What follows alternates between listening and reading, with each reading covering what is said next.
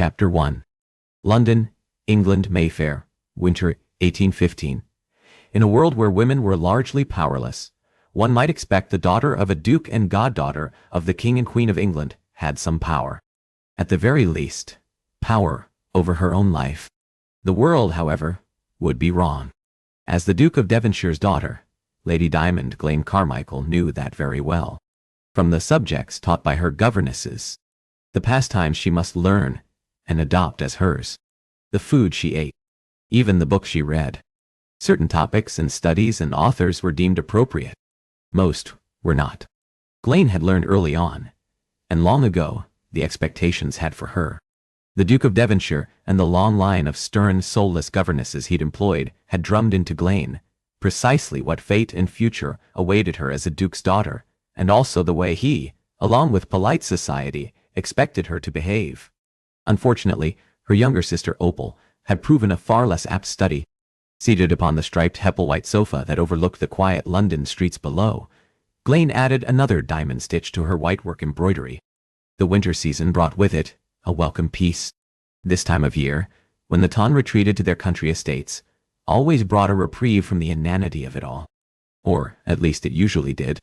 "You are being ridiculous," Opal whispered, stomping her foot in a noiseless way upon the rose pastel carpet. That attempt at silence proved Opal may have gathered more than Glane had credited. It didn't change anything. "No," Glane said calmly, threading the tip of her needle through the monochrome background in her frame. She paused to assess her needlework, angling the fine muslin. "I am being rational.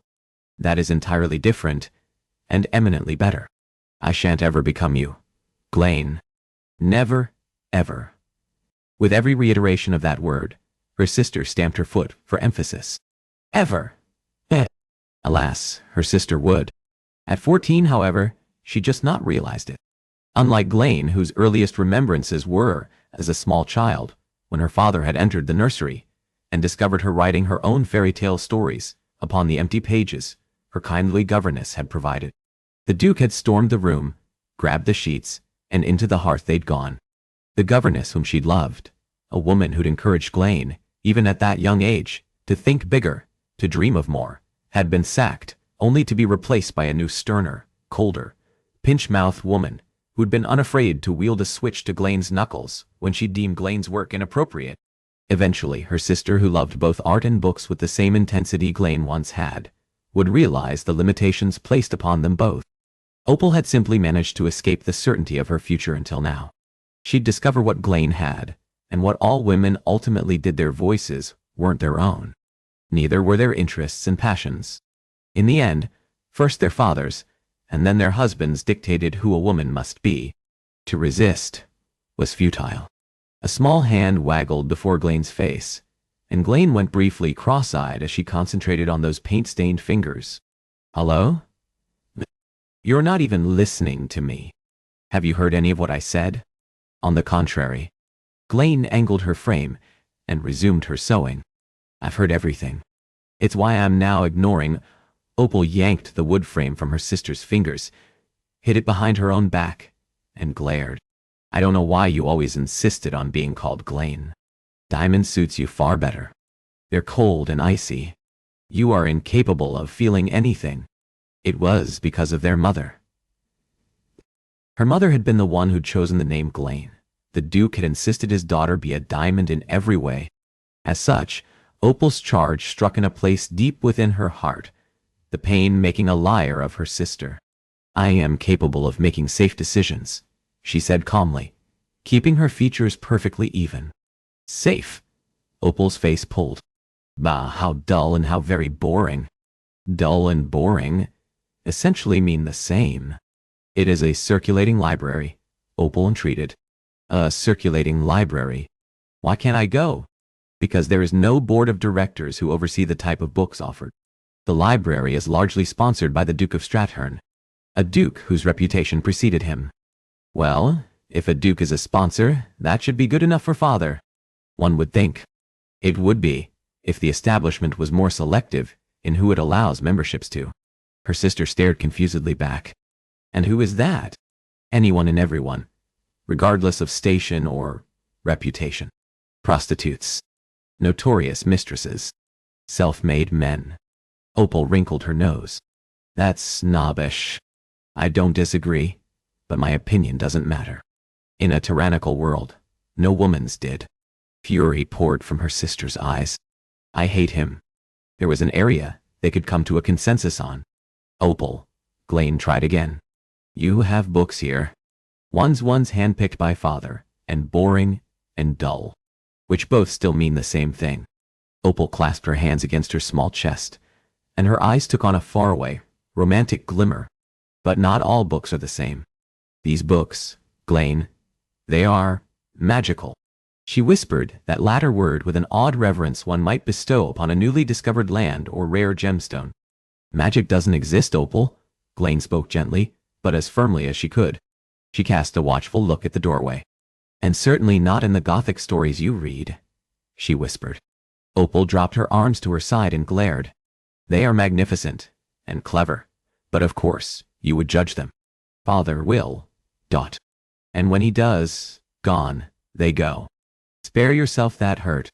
You are better off not indulging in them. Reading is not an indulgence. Opal scrambled onto the sofa and went up on her knees next to Glane. She gripped her with desperate hands. Look at me, and tell me, there's nothing that's ever brought you joy the way my books do. Because I don't believe it. Glane held her sister's eyes. Opal, I was years younger than you when I accepted how my life would proceed. You would do well to remember that pastimes like reading or painting, or whatever it is, they aren't worth losing loved ones over. Angering the Duke. Opal sank back on her haunches. It is no wonder you find yourself Princess de Glace, she murmured. Had her sister shouted, glowered and stomped, it would have been easier than this, quiet acceptance. Ice Princess.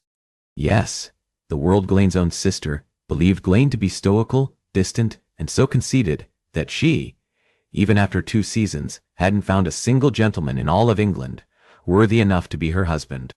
The world hadn't so much as an inkling as to how lonely Glane, in fact, truly was. Everyone could go rot. She could care less about society's opinion. But Opal wasn't just someone or everyone. The fact Glane's sister didn't know the truth? That would never not hurt. Glane, however, had discovered something altogether more agonizing, having people ripped from her life. Her late mother, who'd been banished by their father for daring to encourage Glane's inquisitiveness, and only permitted a handful of visits with her children. The governess who'd been dismissed for daring to encourage Glane's inquisitiveness. Did you hear me? Opal demanded. I said you are the Ice Princess. Don't you even care I'm calling you names? There are certainly worse things than being referred to as a princess, Opal. Glane's was a bald-faced lie. That title cast upon her, whether spoken in the king's English or French form, stung. Sadness filled Opal's light blue eyes. You are unbearable, Diamond, and I will never ever become you. Somehow, the somberness with which the younger girl spoke sent an even greater spiral of hurt through Glane. She made herself speak. Never, ever, ever. Opal cocked her head. You forgot one of your evers, Opal. Her sister's eyes bulged. With a piercing shriek, Opal tossed her arms up. Secretly relieved by that familiar show of spirit from the younger girl, Glane still managed to keep her features even. Opal, she spoke calmly. There are rules of decorum that we, as the daughters of a duke, are required to follow. I have committed myself to being flawless in all the ways ladies are expected to be. Having delivered that short, but important lecture, Glane gave her sister a firm look. Now, I'd advise you to heed my advice and quickly, Opal. Why, Mommy? Because? Her sister asked, with an unexpected and sudden calm. In a reversal of roles, Glane tipped her head in an accidental mimicry of her sister's early befuddlement. I don't. Why are you so determined to be the flawless lady? It was a question never before put to her. Glane found her voice once more. Because it is the way we are expected to conduct ourselves. Fire blazed within her sister's eyes. Well, it is a stupid way. In Opal's expressive gaze, Glane saw herself of long, long ago. Back when she'd believed she'd always be as effervescent as her. But then, Glane had been a small child when she'd transformed herself into someone she despised. Opal? On the other hand, she'd retained hold of her merrymaking ways far longer. Odd Glane should find herself both resenting and envying the girl. Giving up her seat, Glane joined her sister. She tried again. As I said, you and I must conduct ourselves in a manner that is above reproach, Opal. She rested a hand on her sister's shoulder and squeezed lightly, willing her to understand. You'd be wise to learn that now. Otherwise, you'll learn what fate awaits those who don't conform to father's expectations. It is only a book, her sister entreated. This forlorn side of Opal, one who was so desperate for her books, threatened to wear Glane down. You know he'll not countenance it, Opal. The books in question were Gothic stories, ones about dangerous men and innocent ladies and angry ghosts. Ah, he's a curmudgeon. Either way, he barely knows we're alive. That was only true in part. Barely or not, he knows, and when he finds out if, Opal shot back. When, one, the Duke discovers all. And when he does, he will burn your books and fire your governess, Mrs. Fernsby, for daring to encourage your reading such works. And she'd not have that for her sister. Opal's cheeks went a pale shade of white. Good. At last, Glane had managed to penetrate her sister's pertinacity and seemingly unflagging determination to visit the circulating library. Mrs. Fernsby genuinely cared about Opal and nurtured the girl's soul. The sole reason Glane and Opal's tyrannical father hadn't removed the woman from her post was because Glane had taken care to shield the governess and her charge from the Duke's scrutiny. She couldn't protect Opal forever, and eventually his grace would snatch that slight happiness enjoyed by his youngest daughter. Opal found her voice. If he burns my books, Glane, then at least I'll have had the joy of reading them and will carry the memories of what I read for all of time. With that, her sister did something Glane never recalled the younger girl doing. She turned ever so quietly and made a slow, silent march from the parlor. She closed the door, not with a bang, but a small, nearly indecipherable click. As specks of ice lightly pinged against the frosted windows, Glane stared after Opal a long moment, wavering between calling her back or running after her. In the end, she shook her head and picked up her embroidery. Nothing she said would make her sister happy. Nothing Glane shared would undo the unwanted truths about their circumstances both as ladies, and more specifically, as the Duke of Devonshire's daughters. As she worked, however, guilt and regret all swirled in her breast. Guilt that she'd been the bearer of bad truths for her younger, still hopeful sister. Regret that their father, that the world, on the whole, was not a better, more tolerant place for women. And frustration. There was that, too. Restless, her embroidery in hand, Glane pushed to her feet and headed over to the floor-to-ceiling length windows, covered with a light frost. She pressed one of her palms against the chilled glass, warming it enough so that she wiped away the residual of ice there. She pressed her forehead against the slight view she'd provided herself of the quiet Mayfair streets below. Glane knew when her sister looked at her, what she saw and believed. And not only because Opal didn't spare anything when it came to telling Glane precisely what she thought of her. Her sister hadn't discovered the truths yet. But she would.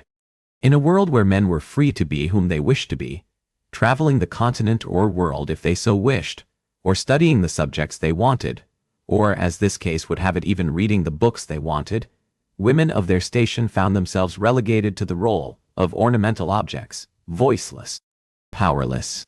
You want to go play?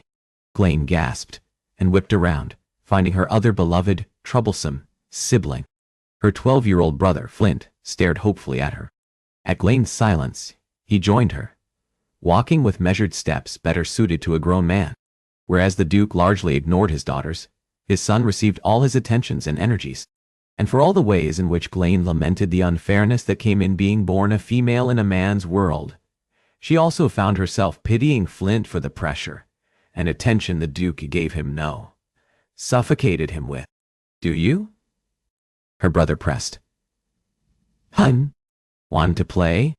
You're looking out the window the way I do when I'm in the middle of my lessons.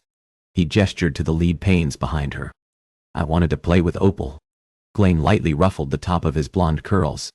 And any sister will do? Yes, he said with all the honesty only a child was capable of. He swatted her hand. No, she said. I can't. Don't want to play. I was just thinking of how life was and regretting so much of it, watching the snow fall.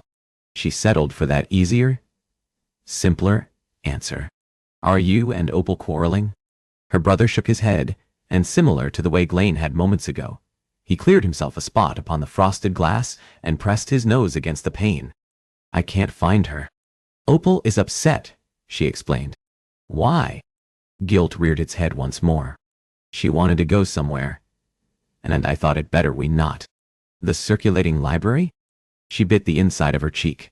Even her brother knew that, which meant it was only a matter of time before the Duke did. Flint puffed out his small chest. When I'm Duke, I won't care what books my sisters read.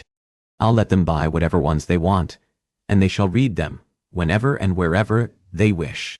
Why, if you want to read one of those gory books Opal loves in the middle of Sunday sermons, I shan't say a thing. Why? I'll see them installed in the pews in place of the boring missals there. So much love for him filled her breast. Glane settled her hands upon Flint's shoulders and gave him a light squeeze. You are a wonderful brother, and will make the best Duke, she said softly. But until that day, His Grace expects us to conduct ourselves in a manner befitting a nobleman's children. Not unlike Opal of a short while ago. Fire lit his eyes. That's another thing. When I'm Duke, I'm not going to require anyone call me His Grace or Duke. Not the way he does. I'm going to order everyone to call me Flint. A small smile twitched at the corners of her lips. What if you don't order anyone about, and instead, allow them to call you by your given name? He scrunched up his heavily freckled nose, a product of his love for the summer sun that left him with those long-lasting remnants through the subsequent seasons. Very well. I shall invite them to call me Flint. The staff and my friends and everyone. But if they call me His Grace, I shan't like it. Suddenly the boy's eyes brightened, and his entire face lit up. Ooh! It is snowing! He exclaimed, scrambling closer to the window so he could stare out, and shifting the topic as only a child could. While Flint stared wide-eyed out the window, Glane made no attempt to hide a sad smile.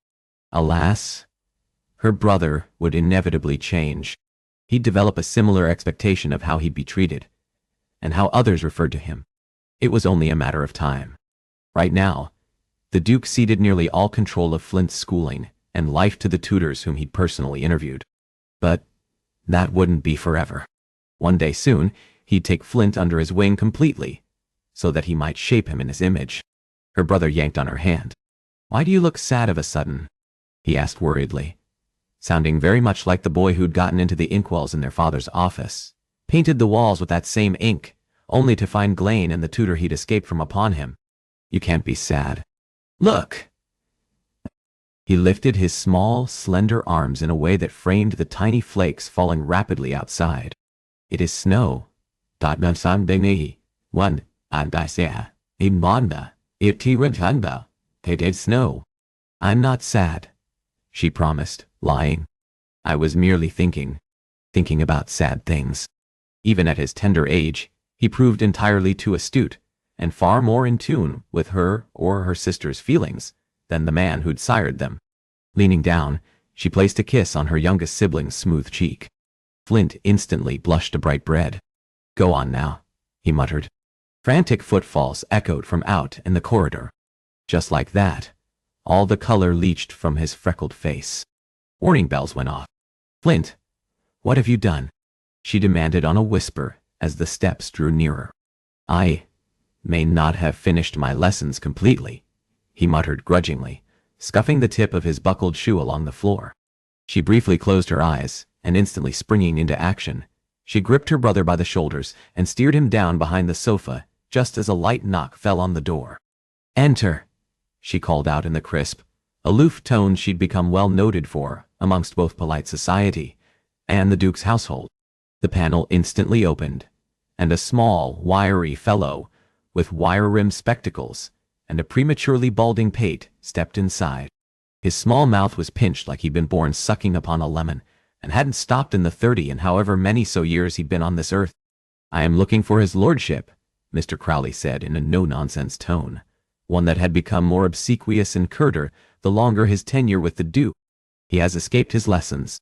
I am afraid he is not here, she said coolly. The tutor flattened his lips. This will not do at all.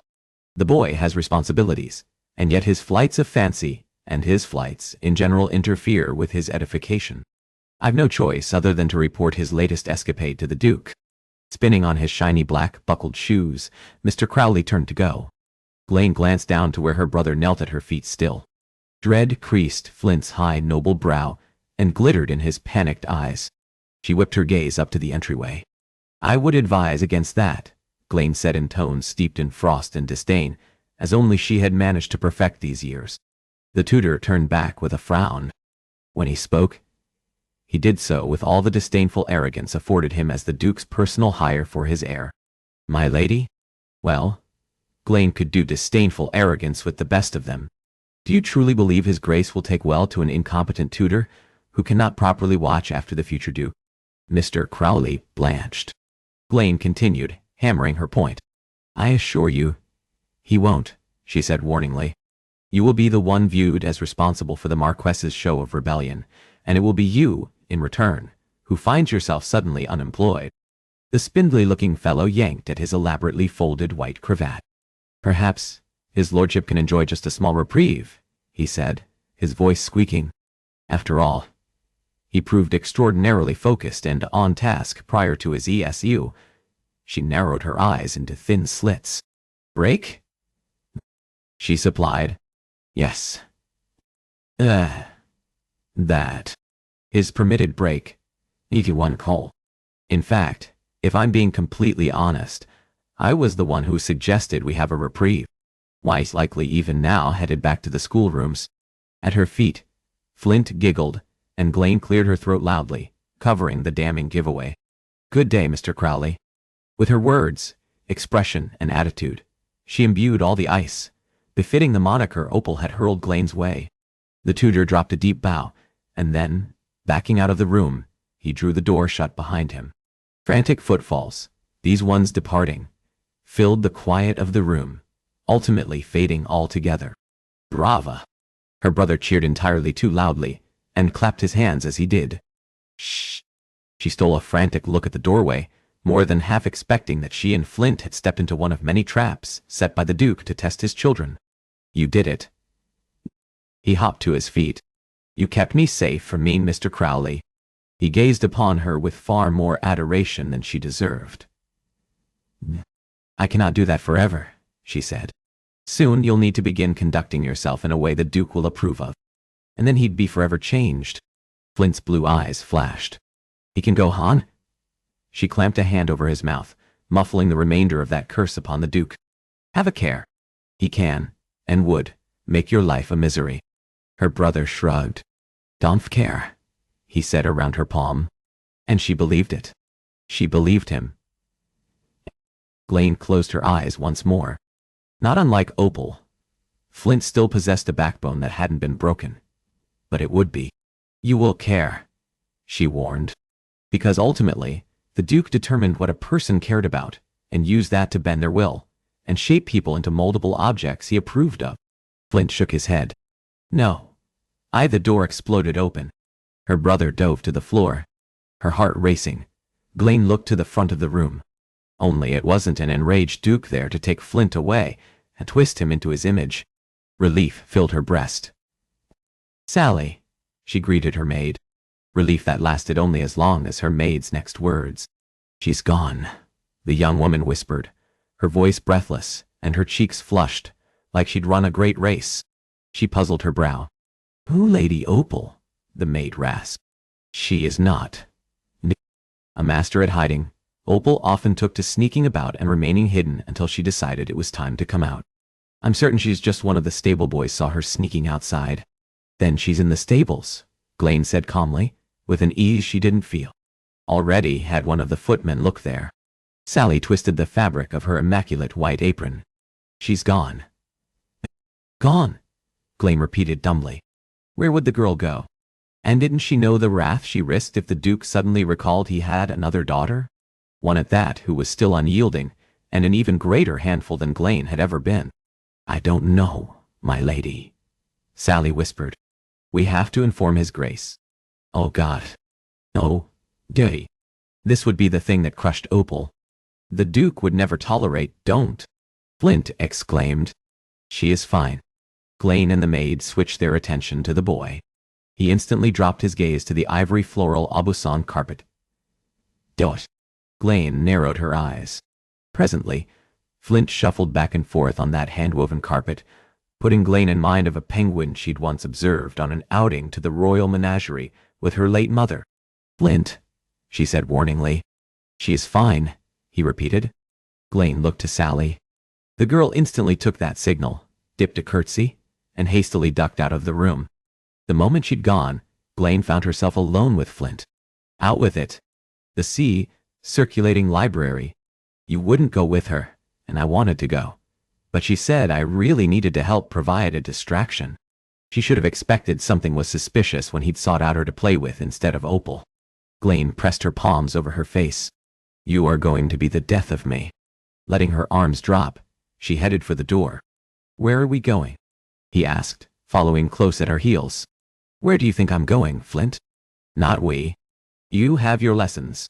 "Well, if you think I'm staying," he charged, "then I'm going to tell Father." "Let's go." Glane grated out those two syllables. She didn't believe for a moment he would, and yet neither was it safer to leave him here alone in possession of that information about their middle sibling. Her brother flashed a triumphant grin. If it was the last thing she did, Glane was going to fetch her sister back before the Duke discovered her gone and tamped out the younger girl's fire once and for all. Chapter 2. He was the unlikeliest librarian. That was what had been said anyway, about Mr. Abaddon Grimoire. Nor were the people who'd said as much been wrong either. Born of the roughest streets of East London to a common street whore, and sold into a child gang belonging to the notorious William Wilson, Abaddon would never be what a person conjured when they imagined the keeper of a circulating room. But then, as a young man of 14, who'd been determined to escape oppression and live free of the influence of men who'd have him murder and steal for their pleasure, he'd also known they would find him, if he didn't lose himself, the last place those kings of the underworld would look a circulating library. As an illiterate boy who neither read nor owned a book, Abaddon's greatest skill had been gladiatorial in nature. He'd been used for fights the way cruel men might a dog or cock. He'd also been clever enough to realize the last place they'd ever look for him would be among the aisles of musty volumes, filled with inked words none of them could make sense of. That day Abaddon found shelter in the Chetham subscription library. He believed the only value to be found there came from the cover it had provided.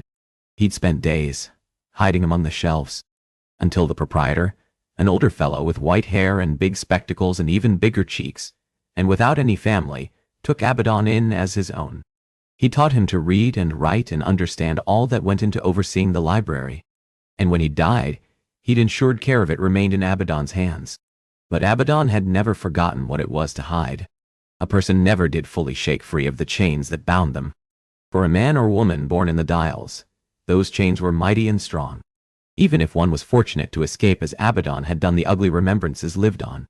The memories were forever there, reminding him of how miserable life had been, and how very easily it could go back to the worst ways. Yes, Abaddon knew what it was to hide, and why he recognized it so easily in others. As this particular case would have it, a small someone other, with her voluminous black curls tucked under a too-big-for-her-head cap dainty. The breeches and coarse wool jacket she wore were better suited to a stable boy, but were of higher quality, to mark her different from someone who just escaped the grasp of London's greatest gang leaders. She wasn't a street thief either. Or at least, she'd not made an attempt to stuff any of the small leather volumes she'd been perusing into the leather sack, flung over her small shoulder. If she was a common street thief, she was bloody bad at her line of work. A thief's first job was to blend in with their surroundings, attract no notice, and be discreet in every movement. This girl, however, periodically stole long, obvious glances about as if she were searching for someone before returning her focus to the book in her hands. Unlike Abaddon, who'd also hidden behind a book long ago, holding it upside down because he'd not known the damned difference, this child held it the proper way, and close to her nose as if she were reading, and then recalling she was hiding, before being drawn back to the words on those pages. From where he stood at the end of her aisle, he folded his arms. "That's a good one," he remarked. The small patron gasped. She lost her grip on the book. It hit the floor with a quiet thump. She eyed him nervously. "Sir?" Abaddon nudged his chin at the small volume beside her feet. That one. She glanced down. I've not read it yet. Have you? I read most of them. I have.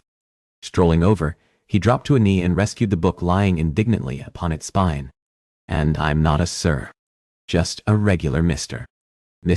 Grimoire. He held the book out, and she took it with eager fingers. Interest sparked her eyes. Even the horror ones you've read? Especially those. Then your name suits you. She giggled. Mr. Grimoire. I like Grim better. I wish I had a Gothic story-type name. Not only did he possess a Gothic story-type name, but a dark, dangerous path to go along with it. What name do you have? He asked. She eyed him warily. Opal. It didn't escape his notice that she deliberately withheld her last name. He felt the girl's gaze on him as he examined the small stack of books she'd sorted into 3 piles at her feet. What have we here? Those are my keeper ones, she said of the largest pile. And those are my maybes. She gestured to the slightly smaller stack of volumes alongside it. Abaddon looked at the third, and also the smallest pile. The no pile? She shook her head. I don't have any no's. I like all books, but some more than others. Just some are at the bottom of my reading list. And you have the space for all these books? She hesitated. No? There was the slight uptilt of a question, one that hinted at the lie. Opal no last name brightened. But a person can always find space for books. She considered her selections for a long while.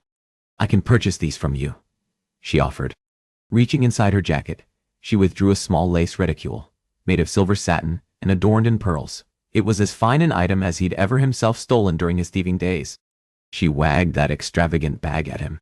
See, I have the money. Opal gave her bag a little shake, setting the coins a jingle. Her precise tones, that money, and the quality of that article bespoke a child who came from wealth. He gently pushed the bag back towards her. If I sold you these books, then other readers won't have the joy of exploring them. Ma. Opal troubled at her lower lip. I hadn't thought of that. I forgot for a moment I was in a lending library, she said, her elfin-like features crestfallen as she reconsidered the large stacks at their feet. I was lost amongst all the books. Well, given you can't read them all at the same moment, seems you don't have to worry about not taking them all up today. Yes. But what if someone else comes in here? She asked, frantically, jabbing at the largest of the piles. What if they want the same books I want, and they don't return them, and then I never get to read them, Mr. Grimm? Ah, so that is the reason for that larger pile. She nodded. My, you might lose them, and will I ever be the same if I cannot find a copy again pile? Her pixie-like features grew solemn, and she slowly shook her head. And I honestly cannot say that I will be able to find them again, Mr. Grimm. We can't have that. No, we can't. She added her consensus to his. Dropping his hands to his knees, Abaddon leaned forward so he could meet the little girl's big blue eyes. Sometimes, we just have to trust that people are capable of good. At the front of the shop, the tinny bell jingled, announcing Abaddon's latest patrons.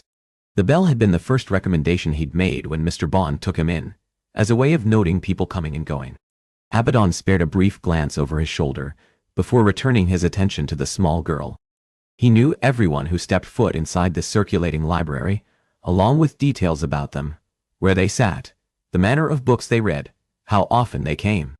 You don't have a membership, he remarked. No. Opal fished around the reticule. But I can. Only. She stared forlornly at the coins in her hand. Are you certain you will not sell me the books because... She paused. I don't know if I'll be allowed to come back, she finished on a forlorn whisper. As Opal dropped her sad-eyed stare to the leather volumes on the floor, Abaddon felt tension whip through him.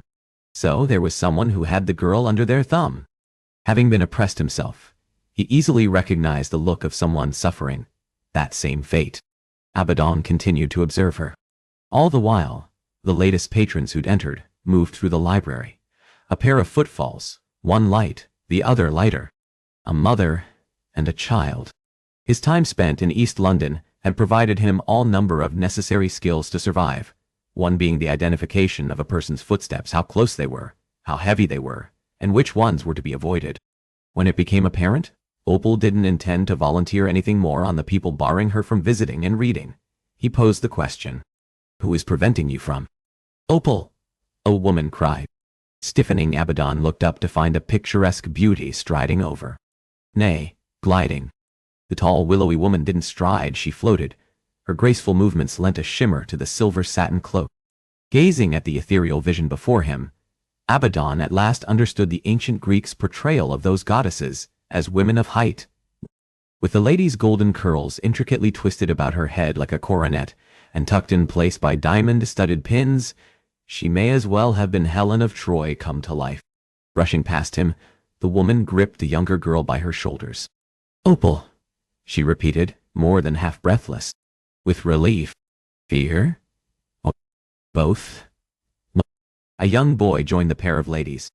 Then, as if realizing the girl was in fact fine, his latest patron stiffened.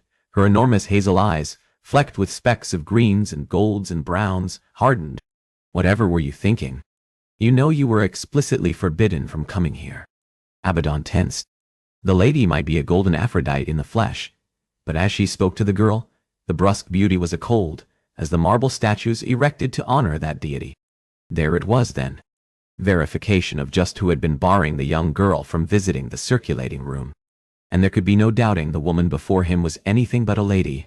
Far too young to be a mother and far too high in the brow to be a governess.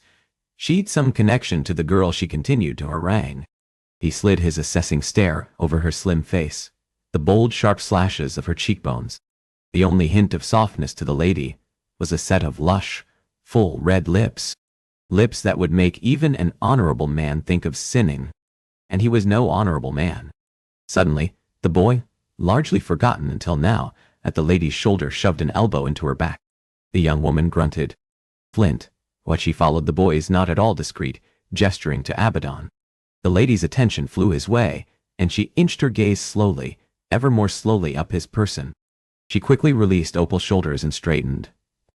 Only, no words were immediately forthcoming. Rather, she lowered sinfully long golden lashes and looked him over. During his life, he'd been reminded at every turn of his standing in the world. But he'd never given a shite what people thought and didn't let some toff or lady shame him. Certainly not the ones who entered his business. He stared back boldly, unapologetically. Color flooded the high planes of her cheeks as if she were offended he, a mere mortal, should dare that affront. She flattened her mouth, turning those lovely lips down at the corners. "Who are you?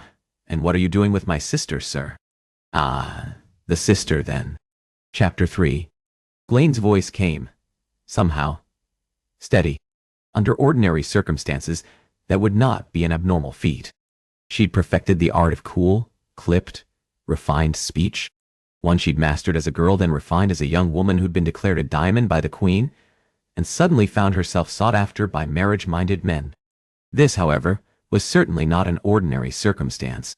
Just as this was not a prim, polished, proper gentleman, the kind she'd become all too adept at repelling. None of those men had dared stare so baldly, so unapologetically. And certainly, none of them had looked like him. At least 4 or so inches taller than her, almost 6 feet, he was a broad, powerful man, heavily muscled, as if he'd been cut from a swath of stone, and then stuffed into mildly respectable black wool garment. Her gaze crept up to his face. He possessed an iron jaw, and a slightly bent, hawkish nose. Hooked as it was, it hinted at a man who'd had the appendage broken mayhap several times. Her brother pushed an elbow into her side. "It's rude to stare," he scolded in an outrageously loud whisper that sent the stranger's lips tipping up and heat exploding to her cheeks. "Hush," she mouthed.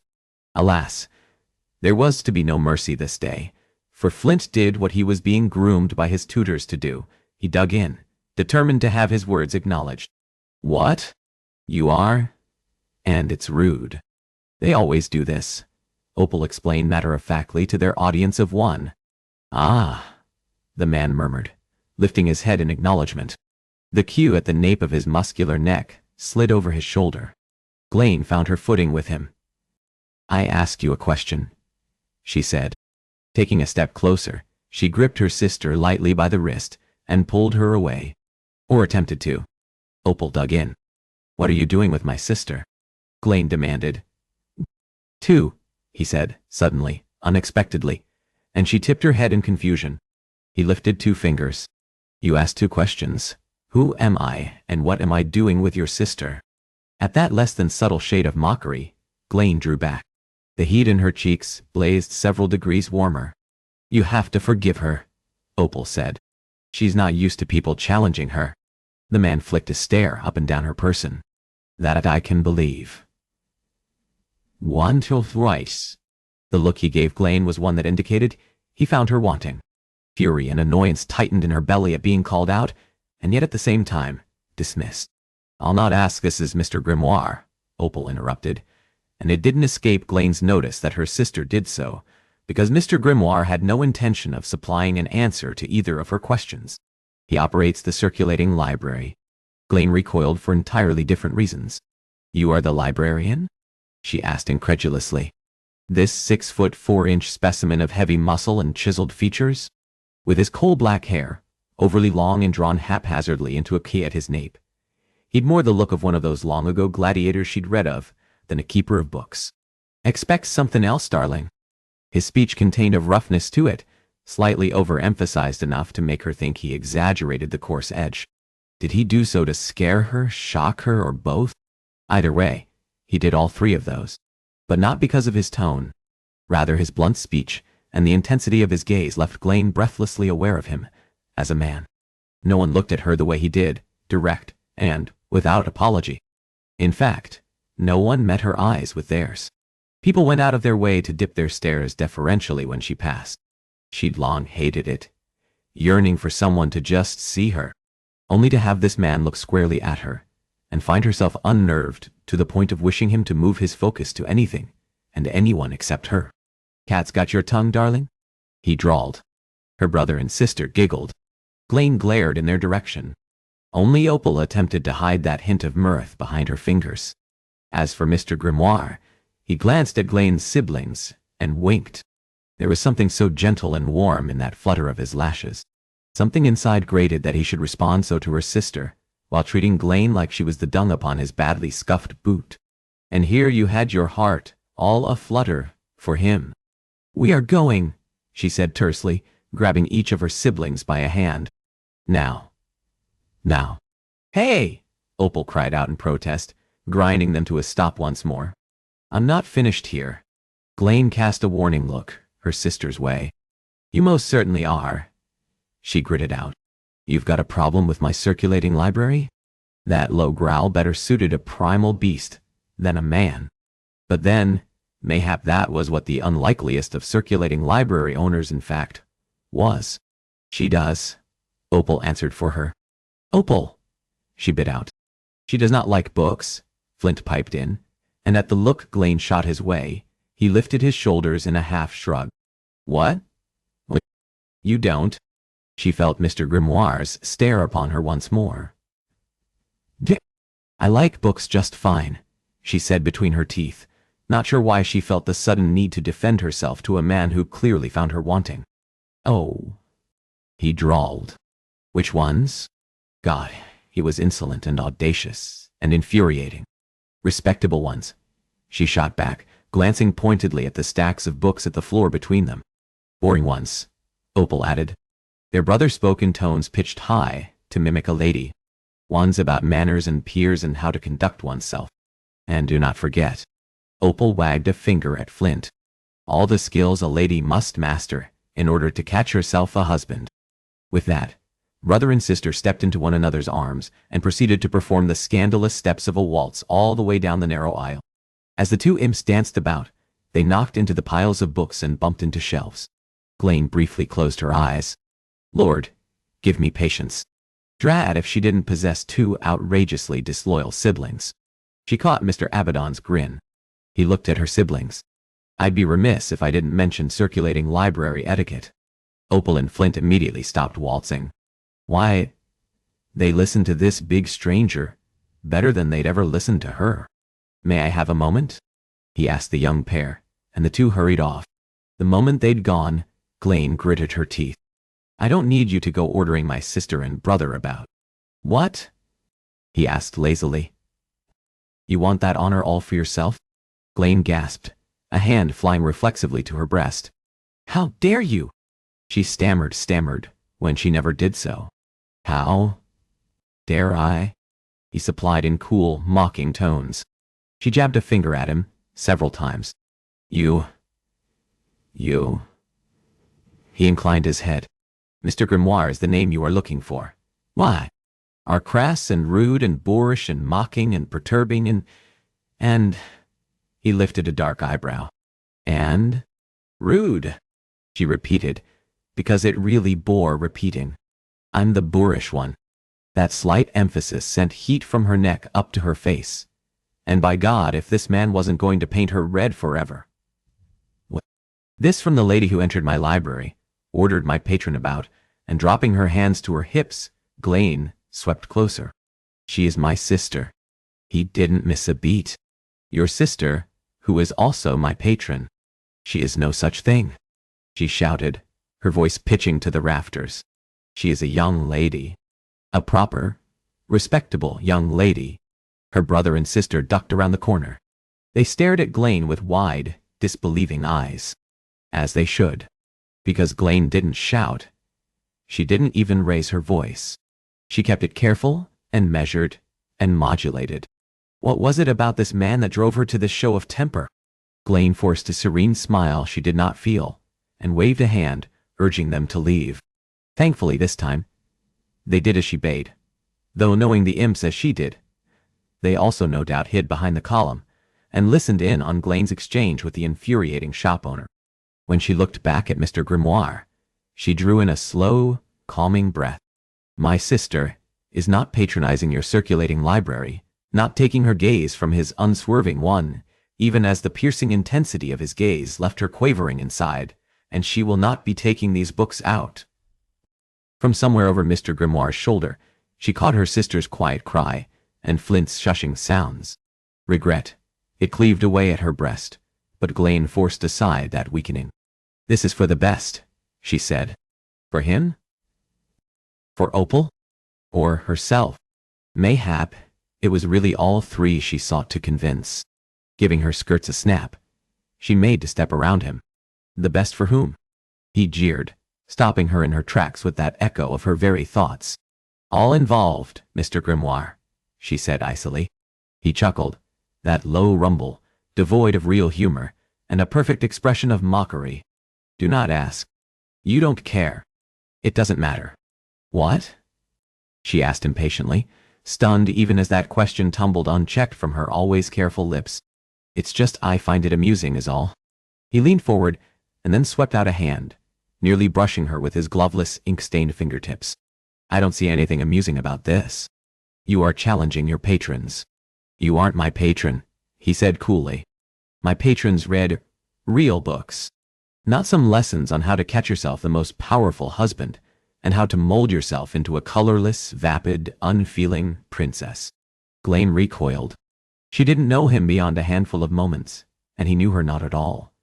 And yet, how very strange that his words, those specific ones, that should hurt so, that they should leave her hot with shame and regret, and also fill her with the sudden overwhelming urge to cry.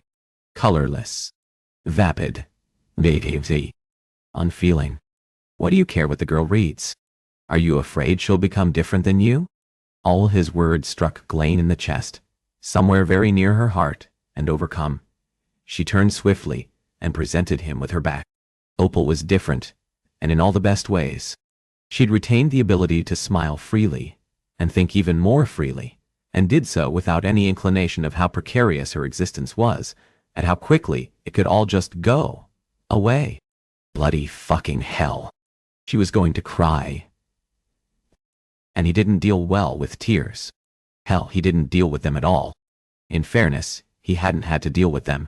The people he'd grown up amongst hadn't shed those drops, those marks of weakness, when a person living on the streets of London couldn't afford to be anything but hard. He'd only spoken the truth. That's what had brought them to this moment. Strangely, the thought didn't make him feel any better. He swiped a hand over his face. Stop. Daddy. She came to a sudden, jarring halt but remained with her back to him.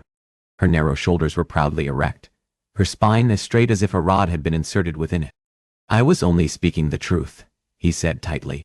"Is that your idea of an apology, Mr. Grimoire?" "I don't apologize for telling the truth." If possible, her back came up even more. "Good day, Mr. Grimoire," she said stiffly. Despite himself, a slight smile twitched at his lips. That ice princess with her perfect manners. "Darling," she whipped around. "I'm not your darling, and it's rude to call a woman with whom you are not familiar, or for that matter, to call any woman darling. I don't have your name." For a moment, he thought she intended not to give it. "Lady Diamond," she grimaced. "Glane Carmichael." Glane. Well. Welsh-sounding and slightly lyrical for the way it lingered, and then rolled from the tongue. It was far softer, and slipped from her lips more smoothly than that first she'd shared. "You called me vapid, Mr. Grimoire. And I'm not. Do you know what I am?" He opened his mouth to tell her, but she beat him to it. "I'm reliable. Calculable. I'm not someone given to flights of fancy." "Why?" "Why?" he asked. She drew back. Her golden eyebrows snapped together into a single baffled line that accentuated the fascinating birthmark between her brows. "I don't know what you are. Why are you so determined to crush the girl?" This time, he may as well have struck her for the way she blanched and hunched into herself. And damned if he didn't feel like the worst of the bullies he himself had encountered in the streets of London. Abaddon tried again. This time he gentled his tone. "You really think flights of fancy are such a bad thing? All?" The lady's jaw worked, and for a moment he thought she wouldn't answer, that she'd back down. He should have known better, and expected more from a bold princess. "They are, if one is determined to protect oneself from being hurt." She spoke of suffering? He scoffed. "What do you know about pain?" The lady narrowed her eyes. "You mean, because I'm a lady?" Gathering her skirts, she swept over. Because what could a lady born of the peerage possibly know about that real emotion, or anything? Hers was a rhetorical question, and damned if he didn't feel small under her condescending stare and sharp words. "And tell me, Mr. Grimoire, do you think you somehow know more about everything? Pain and how and why a woman should or does conduct herself, all because you are born outside the peerage? That your world experience gives you an understanding about how everyone lives?" A muscle ticked irritatingly at the corner of his eye. "You don't know nothing about me," he growled, slipping into his rough speech. "The insolent princess." "No, I don't," she said instantly, too readily. "I know you have a slightly rough accent you worked at concealing, and that you dress well enough, but not as fine as a nobleman." She hurled those truths at him. "I didn't presume to know anything about you because of it. You, on the other hand, felt more than comfortable sizing me up because of my birthright, making assumptions that fit whatever narrow opinion you may have of people from my station. Now, I bid you good day, Mr. Grimoire."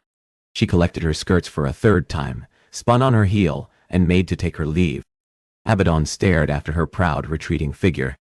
The lady wasn't wrong. He had formed his own assumptions based on her icy veneer, and intent to drag her sister off. After all, what other opinion could he have been expected to reach?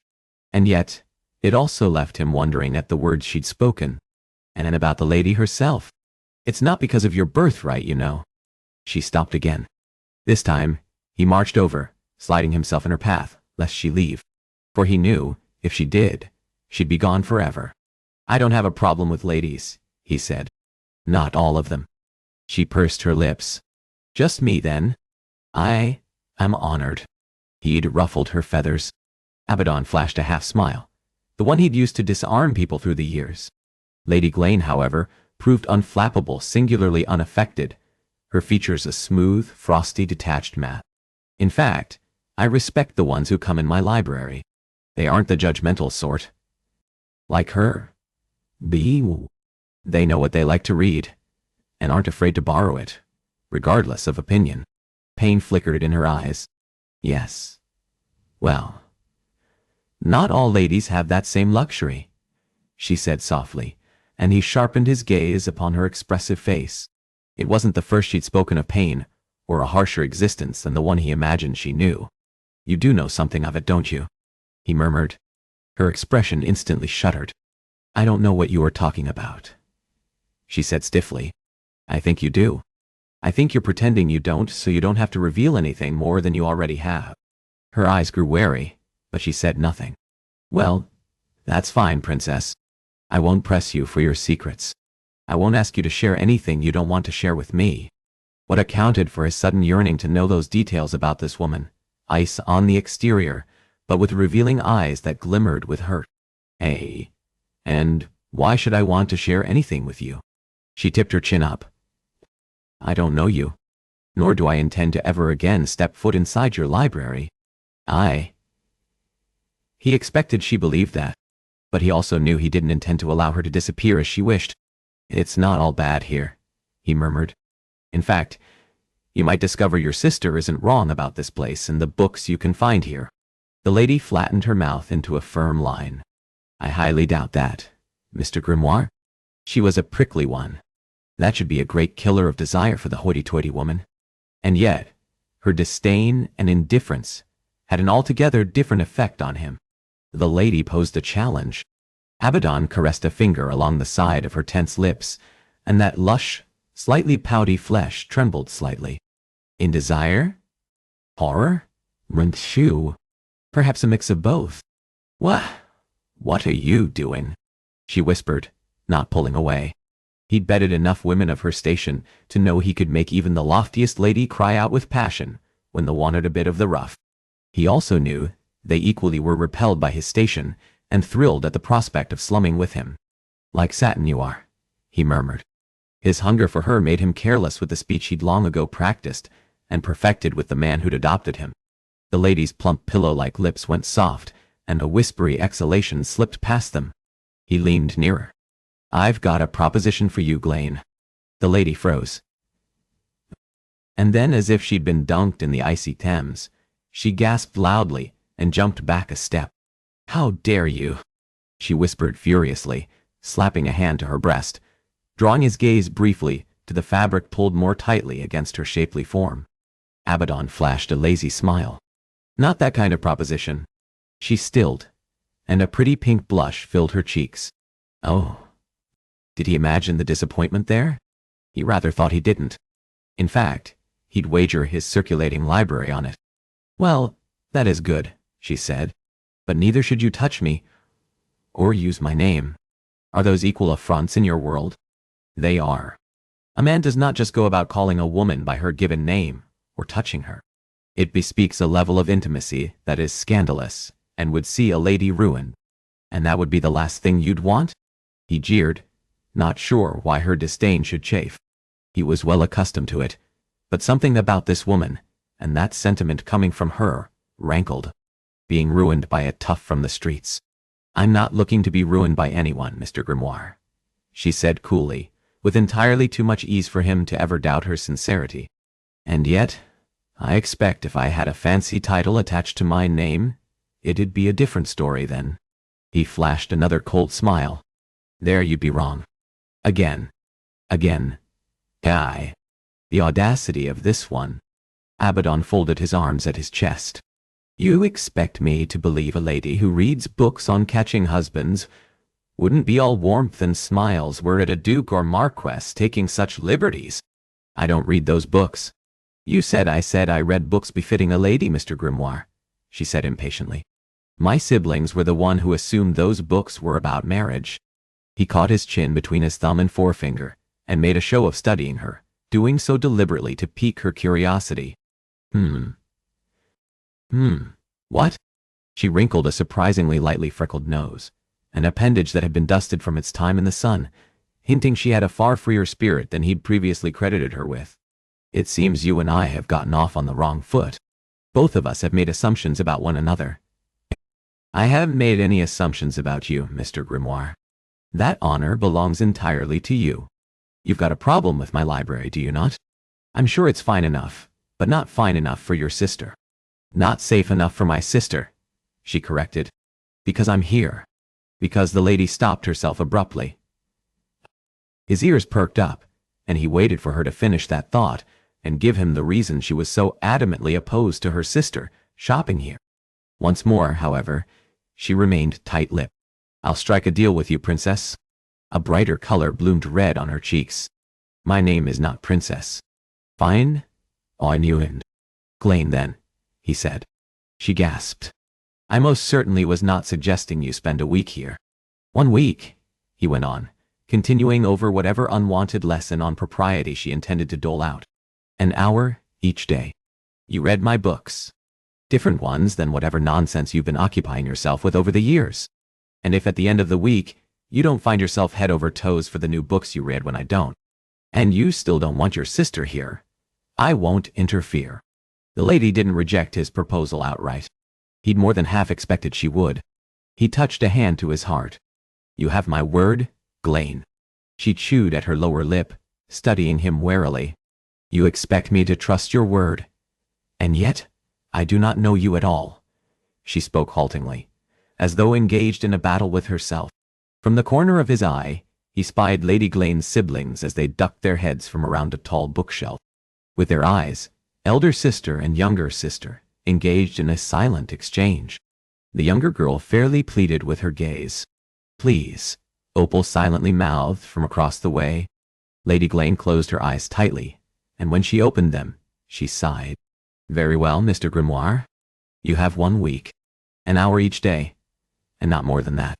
And at the end of our time together, I expect you will honor your promise and cease interfering in my relationship with my sister.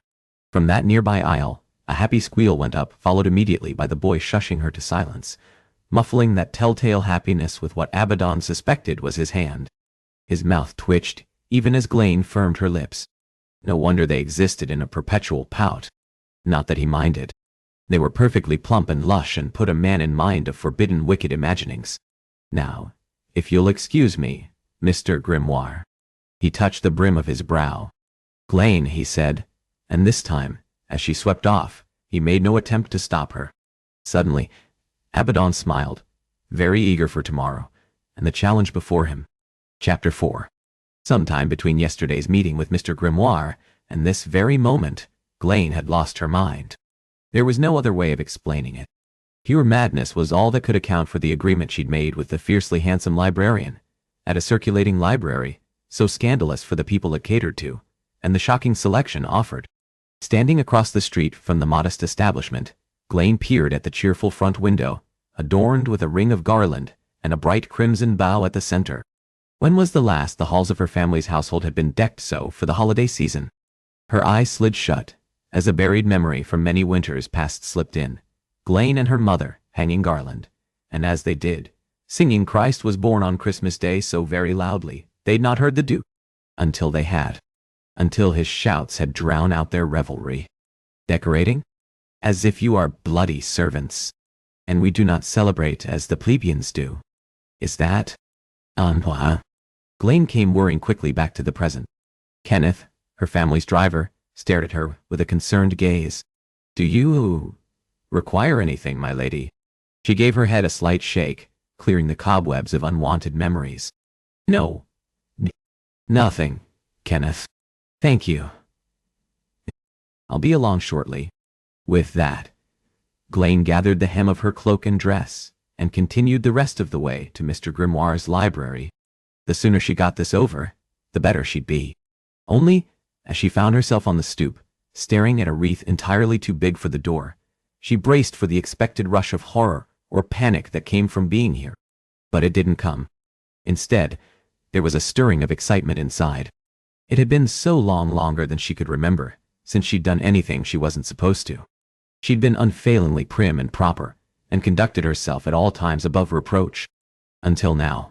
Now, she'd set out on her own, without even the benefit of a maid, also Glenn might read whatever unsanctioned books it was she pulled from Chetham's subscription library shelf, where anyone could come.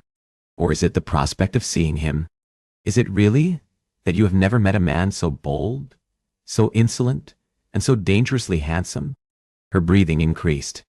The warmth of it stirred a little cloud of white in the winter air, and she pressed a gloved palm to her chest in a bid to slow her suddenly pounding heart. Stop. And he is just a man, and these are just ridiculous, silly books he'd have you read, and there is absolutely nothing at all seductive about him, or this forbidden visit. At all. A pair of nearly obsidian eyes met hers through the circle made by the wreath. and she shrieked. Glayne buried the remainder of that startlement in her gloved fingers. As if to put the final nails upon the coffin of her flighty musings, the proprietor lifted his watch fob and pointed to the timepiece. "You're late," he mouthed perfectly. Slightly mocking, and more than slightly condescending, and also absolutely the perfect killer to whatever nonsense had previously been filling her head. And here you were, waxing on romantic, forbidden thoughts. Grateful for the cold that would no doubt conceal her blush, she clasped the handle and let herself inside. "As we failed to determine a specific time," she said, pushing the hood of her cloak all the way down, "I'll have you know, I'm not late." He lounged a lean hip against a nearby display table, and Glayne's heart did a double-time beat. How could a man in such a casual repose? "There's a difference between arriving and sitting outside for the whole of the agreed-upon hour," he said. "Either way, given your aversion to this place, I'll attribute the delay to you working up the courage to be here." He straightened and held out a heavily calloused, ink-stained palm. Glayne unfastened the silver fastenings of her cloak. "I'll have you know," she repeated, placing the velvet-lined garment in his waiting hands. "I am quite punctual, always, except when circumstances require a delayed entrance. This, however, was not one of those times." "What are?" Confused, she stared at him. "What circumstances require you to disregard a person's time?" "I'm not someone who disregards a person's time, Mr. Grimoire," she said. For some reason, for reasons she didn't know or understand, it just seemed important he didn't believe her one of those superior beings, who that he didn't think she was the manner of person who didn't value another's time. There are expectations, however, when attending certain events that one arrives fashionably late. He snorted. "Likely so some self-important people can be sure there are more eyes on them." "Sounds a touch self-important, doesn't it?" Glayne made a show of removing her gloves, refusing to let herself be bothered at how easily he judged her. Let Mr. Grimoire have his unfavorable opinion of her. It was better this way. The last thing she either needed or wanted was to have some manner of friendship with him. Despite your opinion, my adherence to that way of thinking, she'd always quite despised it. Suddenly, for reasons she didn't understand, it seemed very important this man, who continued to judge her, know that. "Is one insisted upon by my father, Mr. Grimoire." Her father would not have it any other way. He had insisted she be on display for the crowded ballroom so that she could attract the notice of all. "I take it he's a powerful, self-important man." She waited for him to tack on, "who raised a self-important daughter." This time, however, that insult did not come. "He is a very powerful, self-important man." She hesitated, withholding that final detail that would at last cement this man's respect, as all people were summarily impressed and awed by that title. "He is a duke." "Ah," he said, stretching out that singular syllable in a way befitting the discovery that her father was, in fact, a step away from royalty. She braced for the change. This moment where he treated her differently because of that discovery. Glayne stared at him. He stared pointedly back. She bowed her head slightly. He matched that movement. "What? What?" he asked, confusion wreathing his voice. "What is it?" And then it hit her he didn't care. He didn't reveal the slightest hint of awe or reverence. He didn't treat her at all differently. Rather, he treated her precisely as he had since they'd crossed paths yesterday. "Nothing," she said, feeling a lightness inside. It is just people behave a certain way towards me when they discover that detail. I'm not most people, darling." "No, you aren't, Mr. Grimoire," she murmured, hopeless to stop herself from trailing her gaze over those sharp, angular planes of his face, nicked and marred with small scars she'd failed to note before now. They only lent an air of raw realness to his otherwise perfectly beautiful face. He flashed a half-grin. "I'm sorry, Glayne," he corrected, and this time, she didn't correct him. This time, she also felt more than a trace of regret at his dropping that familiar endearment of darling. "You still intend to use my Christian name?" His smile widened. "Absolutely, and every time." "Very well," she said, tipping her chin up a fraction. "What is it?" "What is what?" "Given you intend to address me so informally, it is only fair I return that familiarity." His dark eyebrows went shooting up. She couldn't tamp down a triumphant smile. He'd thought her too lofty to ever dare such a boldness. "Good. It felt wondrous, unnerving, a person that was, for different reasons than the icy demeanor she'd adopted. He grunted. Abaddon. That dark angel of the abyss. Abaddon, then, she murmured, tasting and testing the feel of it upon her lips. It was a sinister name, perfectly suited to a man who called for her to challenge everything she knew. Let's get on with it, he said, pulling her from her musings. Yes. The sooner they did this, the faster the time went, and the sooner she'd be free to leave, return home, and forget him and this outrageous arrangement. He stared at her. What is it, Mr. Abaddon? She asked impatiently. Start looking. Glane did just that, glancing around. What exactly is it I'm looking for?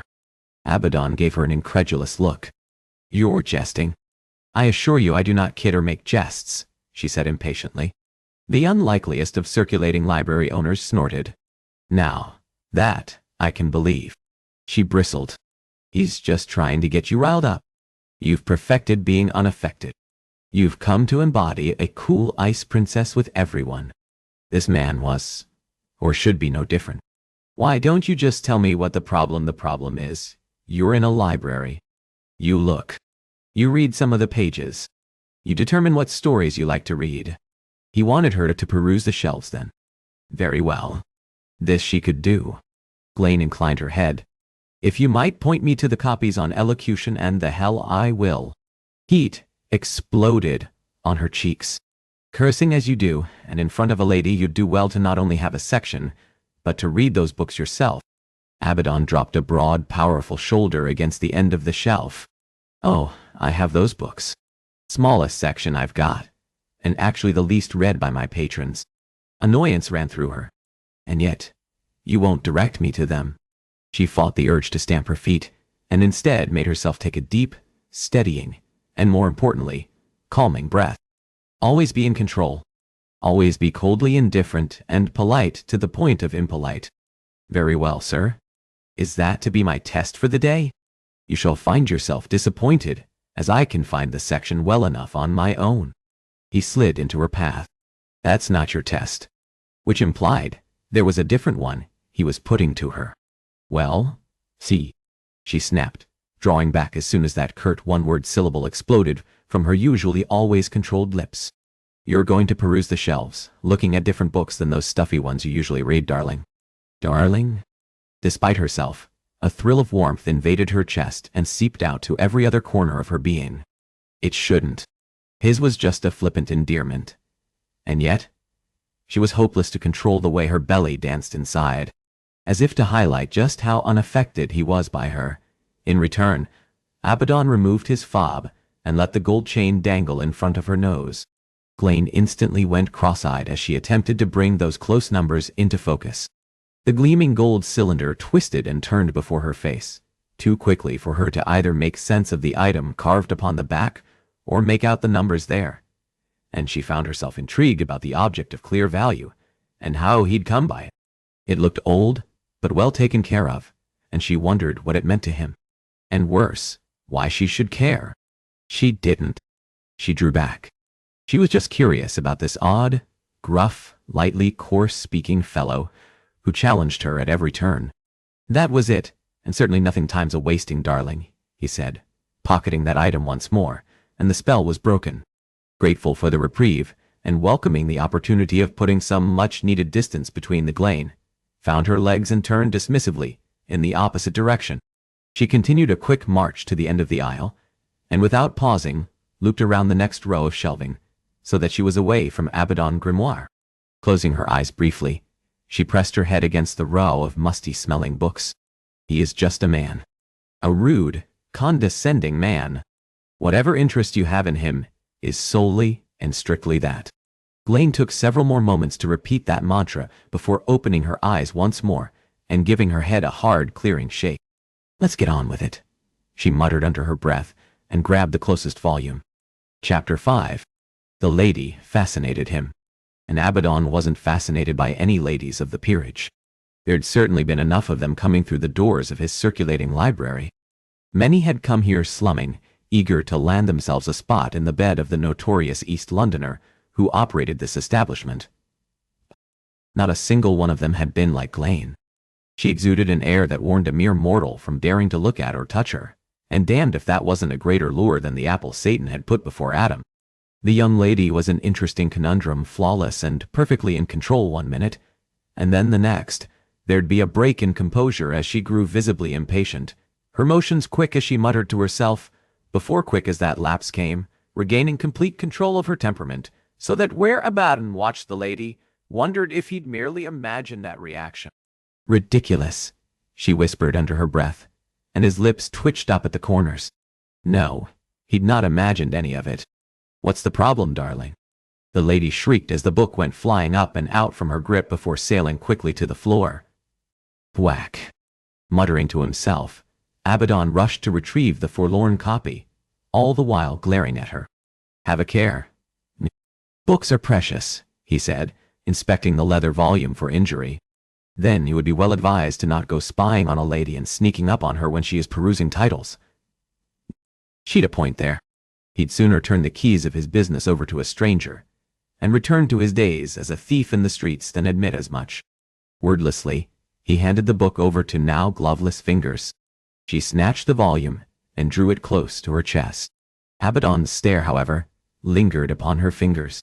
In his years in the streets, and in this establishment, he'd learned to tell a lot about a person by their hands.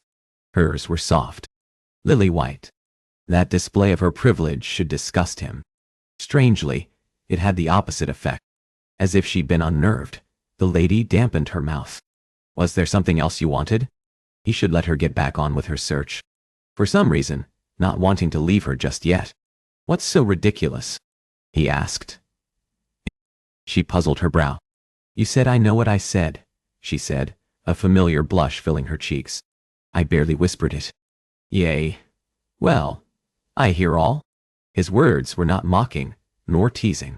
Rather, he spoke God's truth. A person who lived on the streets either developed heightened senses or perished. She gave a toss of her head. "Manisya, no. If you must know, strangely, he must. I was merely thinking about the fact that the only way to determine if a book is one wishes to read is by reading it." He interrupted, dryly. Glain nodded. "Precisely. But in a case such as this," she held her book up and motioned to the area around them. "When one is surrounded by hundreds, thousands," he corrected.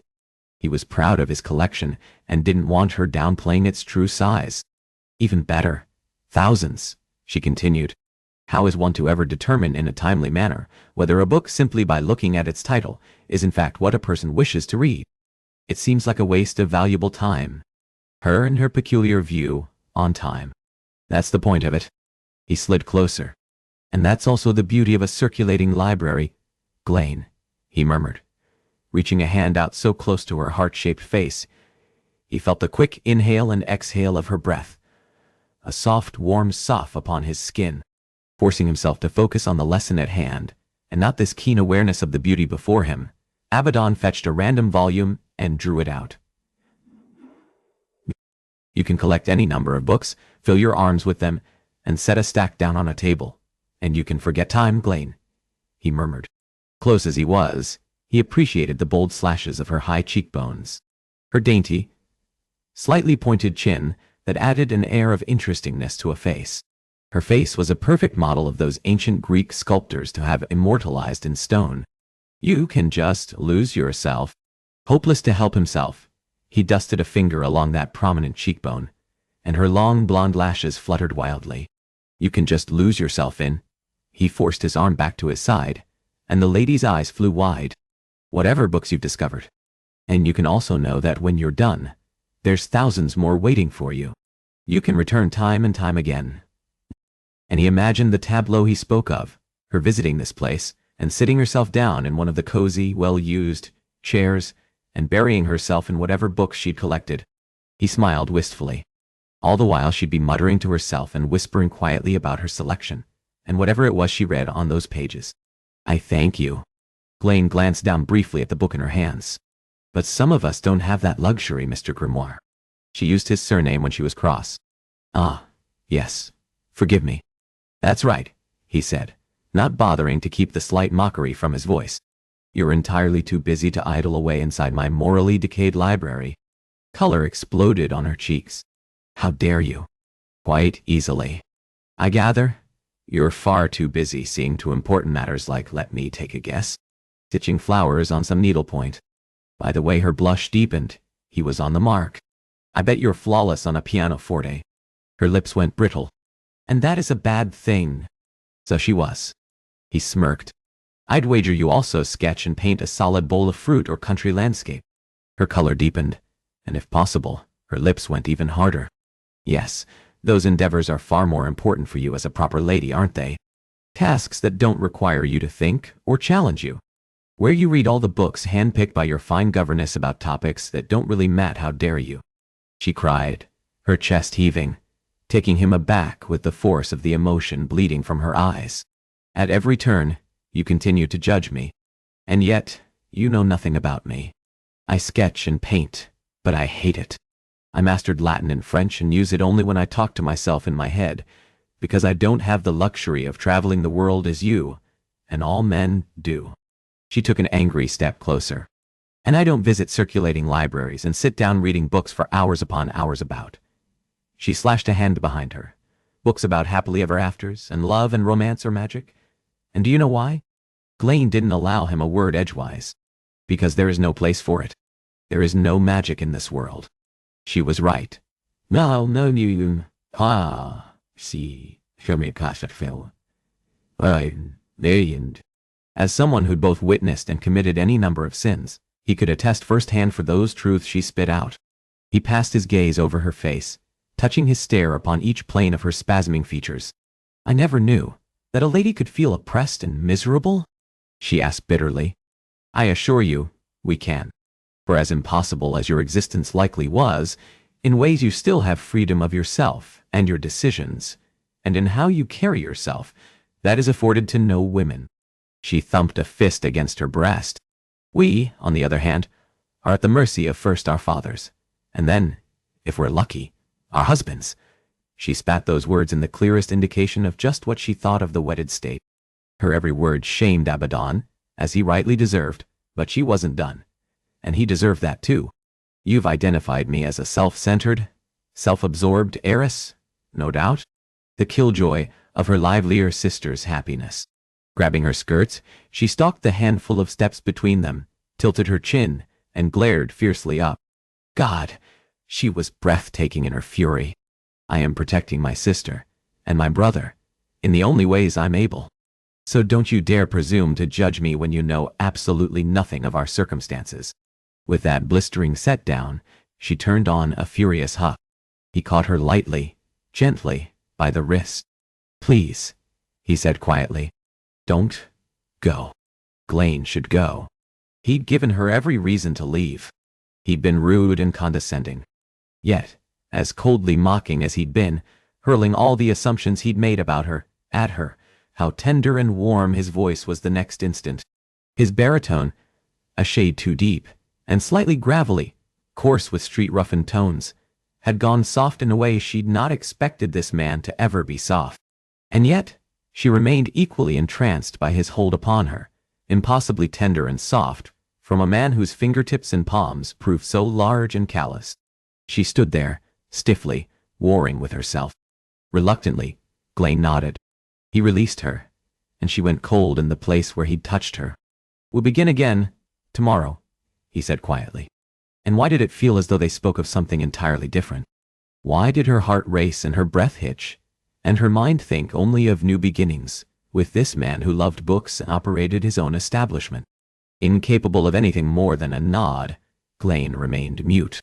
He, however, may as well have been wholly oblivious to her and her fascination with him and this moment.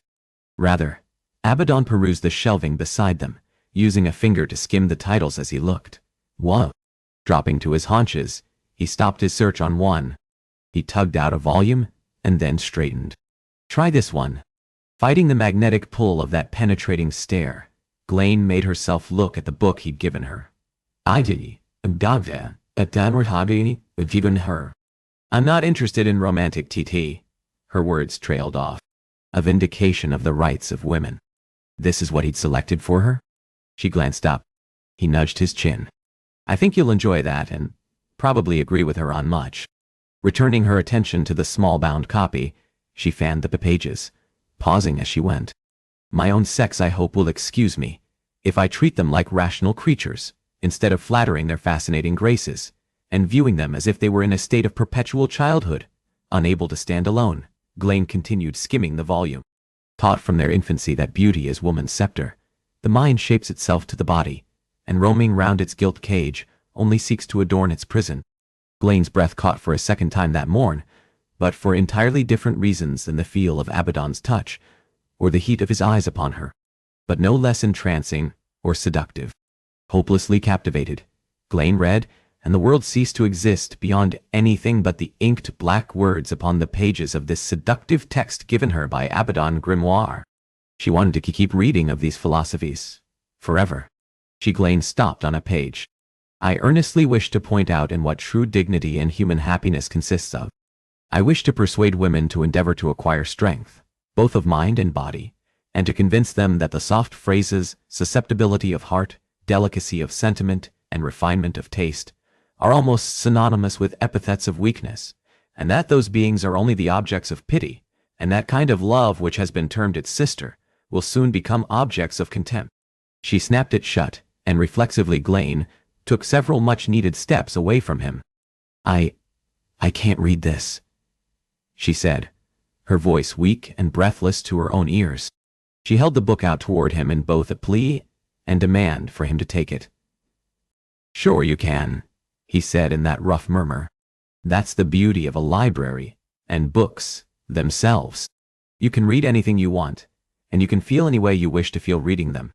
He took a step closer, and then another, effectively erasing all distance that she'd previously built between them.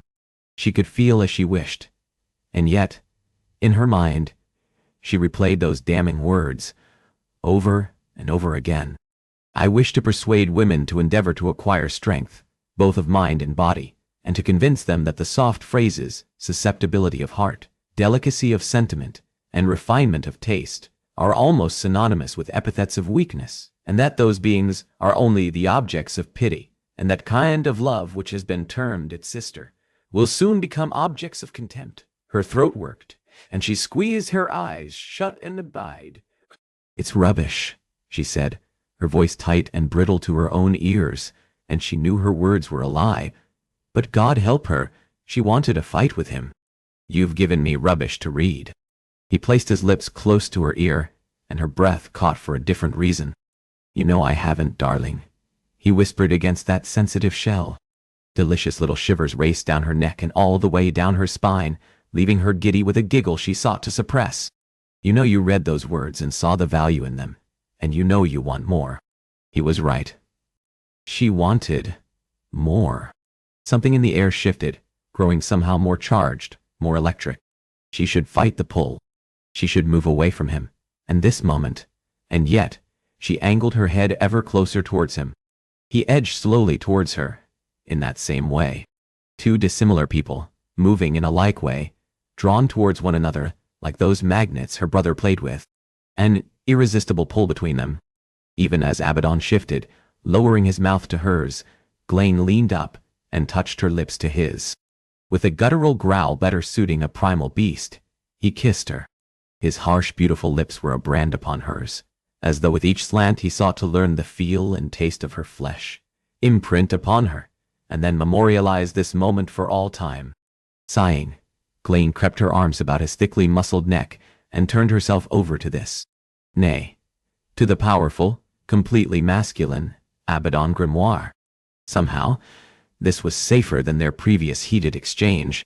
This man, and this kiss.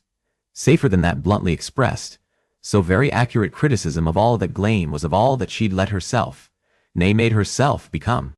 And there, amidst the bookshelves of a circulating library, a stranger might enter at any moment. She gave herself over to the passion of this, her first kiss. Nay, this wasn't a kiss. This was an embrace. An all-consuming, passion-filled embrace. Abaddon folded her in his powerful arms, and she pressed against him so close, she felt every defined contour and muscle of sinewy strength. She felt the growl rumble in his chest, but that low approving sound never made it past his lips, and it was as though even in passion, he possessed a mastery of restraint. Suddenly, he shifted his lips away from hers, and she whimpered at the loss. He touched a finger warningly against her swollen mouth, silently reminding her of where they were, and what they did, and how imminent discovery was. That should have been enough. Enough for her to come to her senses, slap him, and then race from this moment, this library, and this man. Only, God help her. She did not. She could not. Instead, as he leaned closer, tempting her with the promise of another kiss, she lifted into it, and him. Shh.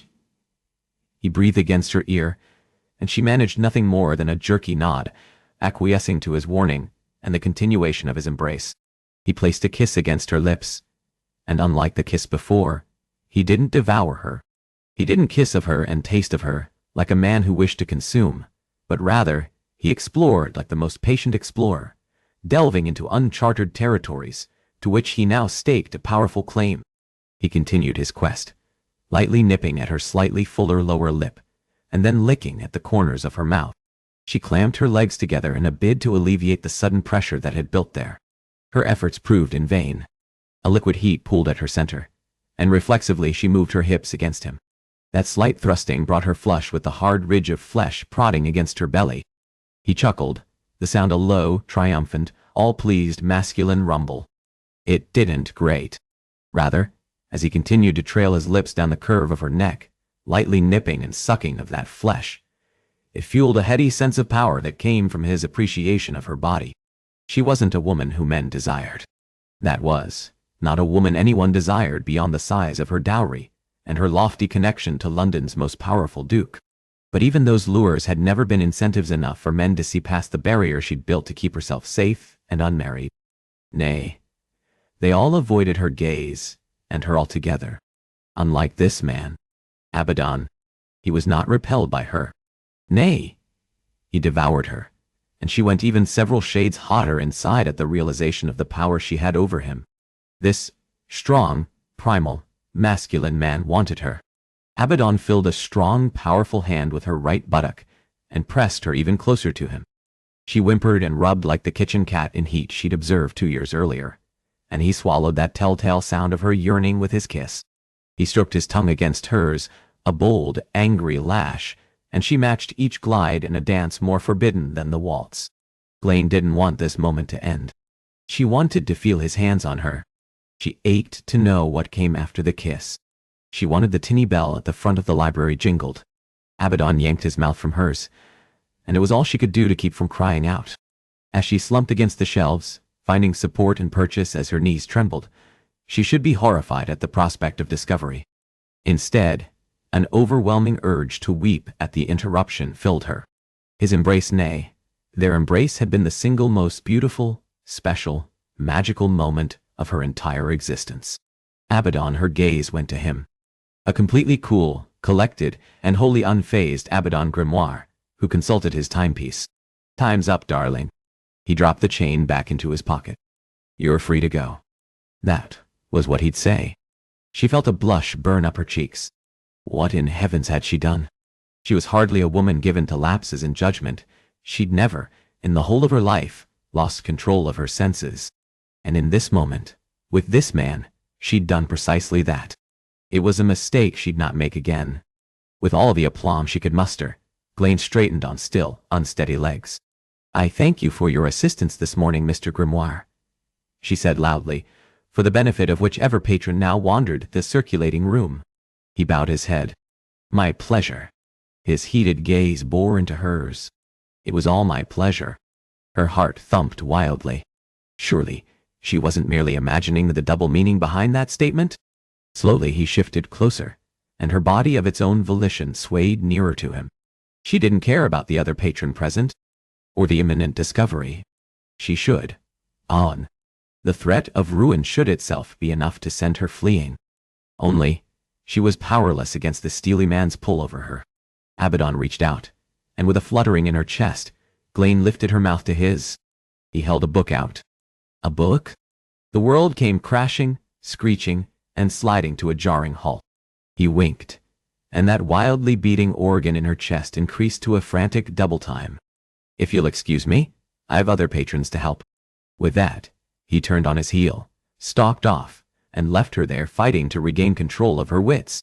From somewhere in the room, his voice carried over to her.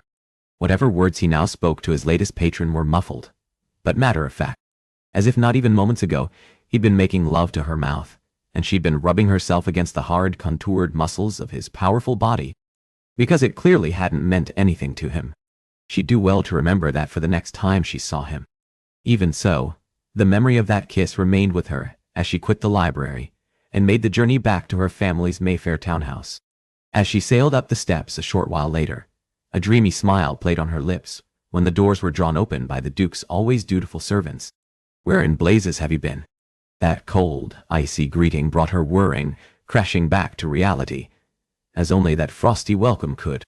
Her heartbeat slowed to a sickeningly slow halt. "Your Grace," she greeted. The Duke had insisted he was always to be the Duke or Your Grace. Never, Father. Never, Papa. In fairness, 6 feet tall, with a hawkish nose, a harsh mouth, and possessed of a close crop of icy white, meticulously clipped hair, he didn't have the look of any beloved doting papa. He exuded power and influence, and in this instance, annoyance. "I've been looking for you, Diamond." Diamond. Dot. God, how she despised that name. She always had. She'd just not known how very much until Abaddon had laid claim to her given name of Glane. The Duke never sought her out, unless he was displeased, or unless he required something. Never in her adult life, however, had she given him reason to be disappointed. Glane gave her maid a desperate look. The young woman hastened over. "I was out," Glane said, quickly entrusting that book Abaddon had chosen for her to the loyal servant's care. The Duke's gaze snagged on the title. "Go. Hui. Flee. Cat. Run. Kai." Before he notes only the Duke frowned, extending a hand that commanded as effective as any words. Glane's maid hesitated, and then, with an apologetic look for her mistress, handed the damning title over to Glane's father. He methodically flipped through the volume. With every page he assessed, his white eyebrows drew closer and closer together until they formed a harsh, angry line. Through his agonizing scrutiny, Glane stood stiffly at the center of the marble foyer and took care to keep her gaze concentrated beyond her silent father's shoulder. All the while, mortification spread through her at having her selected book read, at having it done in this public way by her father, and with her family servants there to witness. The Duke picked his head up. "What nonsense is this?" He didn't allow her a word edgewise. "What are you reading?" Her tongue went heavy in her mouth. Her face burned hot. Oh God, this was so much worse than she could have ever imagined. "I stumbled upon it where?" he demanded. And from the point where her gaze remained, just above his shoulder, Glane caught her sister at the top of the stairwell that overlooked the foyer. Opal gripped the railing and pleaded silently with her eyes. Lady Westmoreland. The lie slipped out easily, and she discreetly crossed her fingers. The Duke of Wellington's favored niece and notorious for her political judgment, the lady was afforded the respect of the peerage because of her connections and head for political affairs. "Lady Westmoreland," he muttered. "I should have expected as much." Just as Glane expected, he'd not challenge the powerful peeress. "Perhaps this is why you're unwed after 2 seasons, he snapped, waving one of the copies at her. Glane kept motionless, her gaze forward. She knew precisely why she was unwed after 2 seasons. Because she'd wished it that way and done everything in her power to fashion herself as an icy princess, too cold to touch or approach. Her father gave a look to a nearby footman. The young crimson-clad servant hastened over. "Dispose of this," the Duke said in clipped, steely tones. Glane bit the inside of her cheek to keep from crying out. The footman collected the book chosen for her by Abaddon, and as he rushed off, she felt the overwhelming urge to weep. She, however, didn't cry, and she certainly didn't show those signs of weakness the Duke so despised in his presence. Her sister caught her eyes. "I'm so sorry," she mouthed. Glane managed a small smile. When the servant had gone, the Duke returned his full focus to Glane. "I was looking for you, and this is what you were doing. How you occupy your time." Fury flashed in his eyes. "Do not let it happen again." You have more important matters to see to. She flexed her fingertips at her side and drew them into slight tight balls, attempting to drive the tension from them, fighting for composure, fighting for an icy calm to rival his. What matters would you have me see to, your grace? I want invitations sent for a private dinner with the Prince of Chernihiv. I'll see to it. That loftiest of men, still present in London despite the winter, would be one of the few guests the Duke would entertain. Without another word of acknowledgement, the Duke stalked off. Glane remained there, her arms empty of her books, and more miserable than she'd ever been before, at the prospect of planning an intimate dinner party for a royal, and wishing she could return to a time just 20 minutes earlier with Abaddon Grimoire. Chapter 6. He was back. Sneaking about, and doing so as poorly as she'd done the first time he'd caught her in his circulating library. It was a clear violation of the promise he'd made the lady's sister, and yet, breach of agreement or not, the last thing he'd ever do was send away a patron. Not as a matter of business, though he was known as being a shrewd businessman, but because he knew firsthand what it was to be denied books. As the illiterate boy from the streets taken in by the empathetic, altruistic former owner, Abaddon had resolved to see that anyone and everyone who wished to consume those books could and would. He'd not cared whether his patrons were men, women, or children, and he'd certainly not cared what station they belonged to. It was why, the moment he'd been stacking shelves at the back and caught sight of her hurrying inside, he'd not ordered her gone, reminding her she wasn't allowed to be here without her elder sister's appreciation. Her elder sister, Lady Glane, who'd kissed with an abandon and heat he'd never expected of her. And the memory of her fire and passion filled him with a familiar rush of desire. She may be ice on the outside, but had proven to be all honeyed warmth on the inside. Aren't you going to ask me what I'm doing here? That perturbed child's voice slashed across those wicked rememberings, bringing Abaddon back to the moment. Clad in trousers as she'd been the first time she'd stepped foot inside the library, the girl had her hands on her hips and scowled impressively up at him. The better question was why she was here when he expected her sister. Her sister who'd not showed for their latest appointment.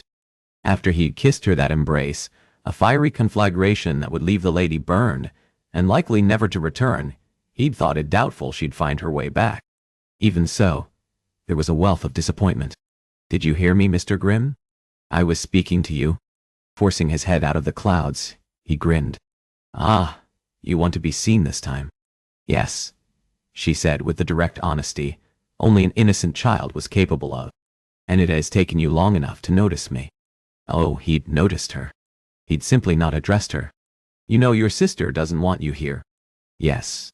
She gave a wave of her hand. That doesn't matter. The lure of the books is a powerful one. I'm not here about your books, she said. No nonsense. Not this time.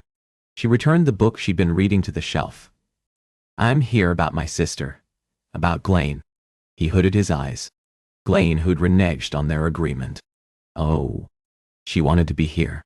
Abaddon snorted and resumed tucking the books in his arm onto their proper place on the shelves. That I highly doubt. She did, the girl insisted, with an adamancy fueled by the conviction in those two words. You must believe me. Opal touched a hand to his arm, staying his efforts. She wanted to come here, and I never thought she would, because my sister is really, really, really proper. When it came to the flawless princess who'd entered his library 2 days ago, that might be 100 propers short of accurate. And I always judge her for it, Mr. Grimm. Opal went on in a quiet whisper. But I saw when she returned home. She was holding a book close, the way only someone who loves a book does. She wanted to read it. Why did it not surprise him in the least that the girl had both overheard his arrangement with Glane and discovered Glane had shown up as promised for their first meeting? The king's army would be better served if it had people like Opal among their ranks. Opal's eyes grew even more solemn. She wanted to come back. She did. But she didn't, he said as gently as he was able. Offering smooth reassurances wasn't something that came natural to him, that deficit a product left over from his days on the streets. I know, Eve, but there is a reason for it, and I know she will keep her end of your arrangement. It's just she's ever so busy. Abaddon stared at her, waiting for her to continue, to explain what it was that kept her elder sister away. My sister is planning a dinner party for a prince. And there it was. The lady was too busy planning a formal affair, for royalty. Royalty hobnobbing with royalty. Ah, plans for the lady to wed a prince? I expect that is it. Exactly, Opal answered. He's very important. As the girl went on with a lengthy list about the gentleman in question, Abaddon shook his head. It was to be expected. In fact, it fit with everything he'd have thought about a lofty one like Glayne Carmichael. Glayne was the last manner of woman he should want, and the world she belonged to, even farther from where he had any wish to be. Far from it. Why, then, did the idea of the fiery beauty who'd come undone in his arms, wed to some pencil-mustached prince, make him want to gnash his teeth? Because that fire had given him a glimpse of who she could have been had she been any other woman, born to any other station but the one she belonged to. Hers was a world he wanted no part of. Not that there was really a question of whether he would or could be part of that world. That was, beyond the services he offered, and provided to the ladies and gentlemen, unafraid to enlighten their minds. Opal tugged on his sleeve, calling his attention away from his thoughts and back to her. It's not her fault, she repeated, her enormous eyes rounded and filled with sadness. The girl desperately wished to see more in her sister. She wanted her to be more than she was. And perhaps that was why he managed to release his annoyance and anger. I kept your stack for when you came back, he shared, and in an instant the sadness vanished, replaced instead with a dazzling joy. Indeed? She sprung into step beside him as he guided her away from the wide front window, where she'd be on display, and over to the safer, secluded spot tucked in the corner of the room. A place where she could read and do so without prying eyes or the criticism of people who'd unfairly judge her for the simple sin of reading. Nay, the station of lords and ladies was one he'd never understand, and one he didn't want to bother trying. Let them have their princes and fancy dinners. Unbidden, however, came an unwanted image of a strikingly beautiful Glayne with some high-in-the-instep prince from a far-flung land. Here, he said, pulling out the chair for Glayne's younger sister, picking up the choice he'd made with her in mind. Have you read this one? He turned it over. The Mysteries of Udolpho. Opal moved her lips silently. She lifted eager eyes to his once more. Have you? Want to know the truth? Wide-eyed, she nodded. I've read nearly every book inside this library. She howled with laughter. Go on with you. Abaddon pressed a hand to his heart and made a cross there. I would never jest about books, he said, with enough solemnity to that vow. He managed to quiet her boisterous explosion of mirth. Come on now, Opal whispered, this time more reverently. How else could I help patrons know where to find the books they are seeking? Or whether it would suit their interests? Why not let them find them? Themselves? She asked, curiously. Sometimes, he explained, leaning in, people are so used to being told what to read that they don't explore anything beyond those types of books. Those people need help opening their eyes to the truth that there's more out there. Like my sister, she said. Reaching inside the sack slung over her right shoulder, she fished out a small, familiar copy. He skimmed the title. A Vindication of the Rights of Women. I saved this, Opal said. Saved it. His jaw hardened. Did you? He should have expected my father discovered her with it, the girl explained. So suddenly, so unexpectedly, Abaddon's head came flying up with a force to wrench the muscles along his neck. I told you she wanted to read it. I know, because when the Duke berated her for reading such books, and took it away, Glayne looked like she was going to weep. With every word of the tragic scene she painted, a vice squeezed at his chest, until it was near impossible to get a pain-free breath in through his constricted lungs. It was somehow easier, when he despised Glayne for being a lofty sort who thought herself too good for the books here, than in knowing the truth that she was in fact a woman who wished to read, but was caught like some tragic butterfly tucked under a glass, her movements restricted, her flight stifled by the barriers wrapped around her. Do you know what I've learned, Mr. Grimm? Opal asked through the tumult of his thoughts. He could only manage to shake his head. I've learned that the covers of books are quite unimpressive. Some are marbled leather. Some are speckled. Some old. Many have gold lettering. But they're all the same, and yet, she fanned the pages of the copy of the Mysteries of Udolpho. It would be deuced unfair, and tragic, even if one assumed all the contents within those pages were the same when there's so very much more to them, if one just looks. There's so very much more to them, if one just looks. He smiled wistfully. How did you get so wise? A slow, impish smile dimpled both her plump cheeks. I read. That. He chuckled. Clever girl. She beamed under that slight praise, and with all she'd imparted, the window she'd opened to her and her sister's world, he wondered how sparse words of approval and affection had been conferred. He'd wager not at all. That glimpse Opal had given had also revealed precisely how, and why, Lady Glane Carmichael had become the woman she had. Will you read? He invited, motioning to the book she held in her fingers. Her smile widened. I would be happy to, Mr. Grimm. With that, Opal proceeded to read the book he'd provided her. How comfortable she was with it. How happy the reading of a simple story made her. And he wondered what Glane had been like before she'd been so shaped and molded by the heartless, cruel Duke Opal had described. More, he wondered who she would be if she managed to break free of him and those constraints built by the gilded cage of polite society. And dangerously, inexplicably, he had an urge to be the one who helped her. Chapter 7. When Opal's governess reported her charge missing again, Glane knew precisely where to locate her sister. After the day and a half of planning, a tedious dinner party for the Duke's latest, most important guest, Glane welcomed the opportunity of escape. And if she were being honest with herself, she relished coming to the Chetham subscription library again. And seeing him, a voice taunted at the back of her mind. For yes, she could be honest with herself in that. She'd wanted to see him. She liked Mr. Abaddon Grimoire. It wouldn't make sense to most, but it made all the sense in the world to her. She liked how he didn't treat her with deference and unfailing politeness for the simple reason of her birthright as a duke's daughter. She liked that he challenged her, both in the form of his questioning and in the books he'd helped select for Glane that would expand her mind and view of the world. She appreciated that he was honest when even the smiles of the people in the world she'd been born to were false. Nothing, however, could have prepared her for the sight of Abaddon as he was now, laughing and conversing with her sister. Every other word of her enthusiastic sister's chatter drifted over. And Emily is always crying. But I don't dislike her for it. Because, on the other hand, Abaddon's deep baritone was so low as to be hushed and largely lost to Glane so that she only heard the occasional question posed. How does the author use? Oh, well, I think it is very clear, Opal said matter-of-factly.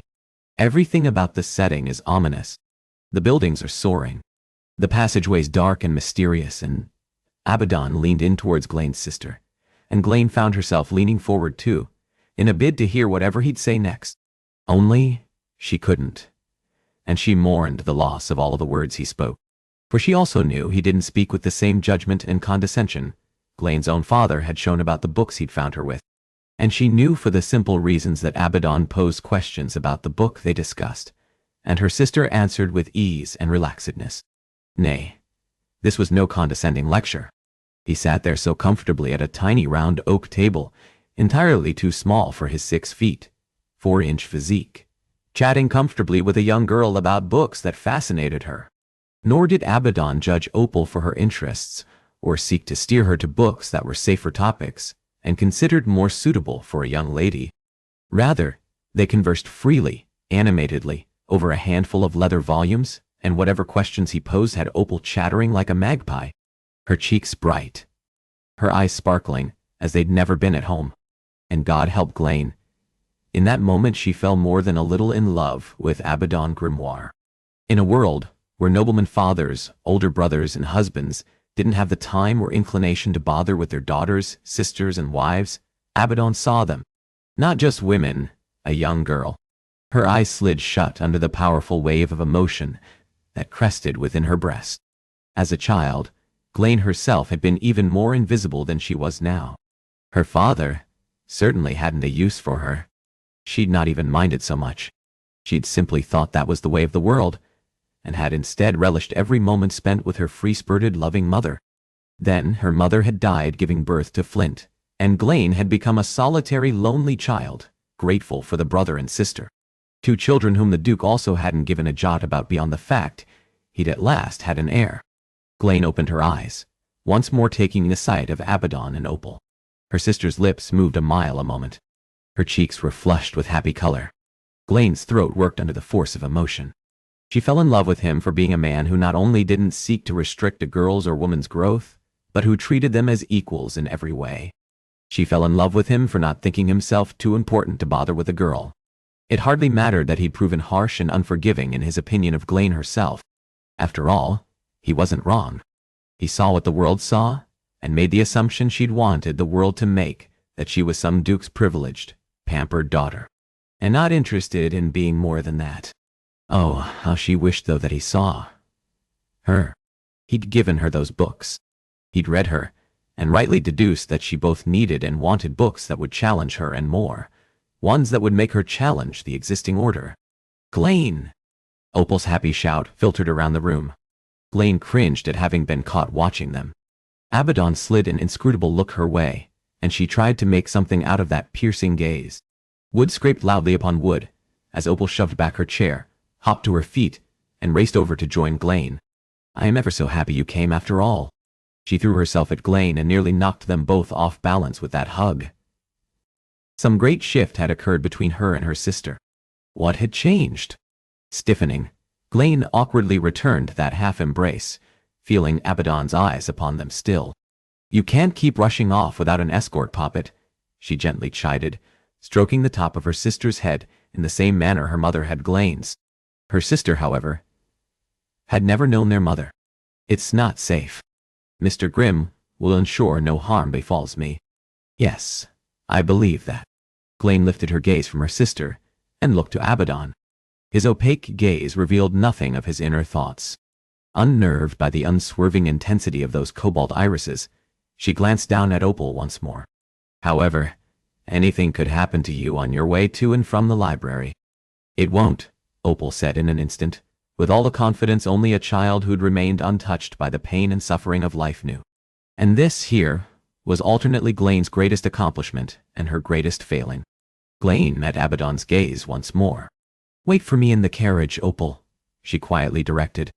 And surprise of greatest surprises, Opal gathered up her books, held them to her chest, and with her head down, headed for the door. The tinny belly jingled, and Glane's maid waiting there escorted the recalcitrant girl from the library, closing the door behind them with a quiet click, leaving Glane and Abaddon alone. She tensed, bracing for the barrage of insults and a verbal affront from him. "Nothing to say?" she asked, angling her chin up a fraction. "You came back to claim my sister, and because she'd wanted to come." "You wanted to come," he predicted, his slightly graveled murmuring entrancing for the coarseness of it tones that made him very real, in ways she'd never known men could be real, and it unsteadied her. Glane fought her way through the dazed sensation in her head. She glanced down at the open book, and to give her shaking fingers a purpose, she picked up the small volume, turned it over to read the title. "And I see you have my sister reading more of these horror stories. I want to read them. I want to read these stories too." A voice in her head silently wept. "We had an agreement," she said sharply, setting the copy down hard and quickly. It hit the tabletop with a soft thump. "Do you always fail to honor your pledges, Abaddon?" She wanted a fight. Spoiled for one. Only he didn't comply. Rather, his powerful gaze remained vague, impossible to make anything out of. "The way I see it, your failure to honor the terms we'd set allowed me some greater freedoms on my end," he said quietly. Glane bit the inside of her cheek. Where was Abaddon's vitriol? Why wasn't he coldly mocking or jeering this time? The fight went out of her. "Thank you for being patient with her," she said. Unable to meet his eyes, Glane trained her gaze just beyond his shoulder. "And me. Thank you for being patient with me." Those, however, were the words she couldn't bring herself to speak. Deserved though they may be. Abaddon inclined his head. "You don't need to thank me for that. She's a clever girl, with a head for learning, and a strength of character that will serve her well in life. And it was certainly just one of Glane's many failings, that she found herself envying her sister for the praise heaped upon her by this man. She is," she murmured, and there was a small amount of self-pride there too. For all the ways in which Glane was a shadow of a person, she'd managed to protect her sister far longer than anyone had protected her. "She's like you," Abaddon said, yanking her back from her musings, and a laugh exploded from her lips, before she registered the somber set to his harsh, angular features. Glayne peered at his face. "You're serious?" "Surely not." Only, she didn't take him as one who jested freely. "Deadly so," he said. "You've not been afraid to go toe-to-toe with me." She dampened her mouth. "You're insane." "I wanted to return," she found herself confiding, knowing she should be horrified. "I just had other obligations I was required to see to."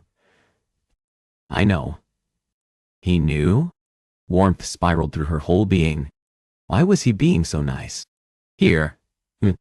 He reached behind him, and then slid closer, and her breath hitched as he extended a hand. Cold leather penetrated her palms that in her haste she'd failed to cover with gloves. She read the title, and relief so palpable, so beautiful and lifelike and strong slammed into her. The force of those emotions rolling together weighted her eyes shut. But her father had burned them. "You have another copy," she said, her voice clogged and thick with something that felt very much like tears. Which was, of course, impossible. She didn't cry. And certainly not with relief.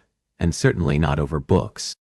"No," he murmured, grazing a finger down the curve of her cheek, the calloused pad of his two middle fingers a seductive caress that obliterated all possibility of rational thought, as she felt only that ragged little brush.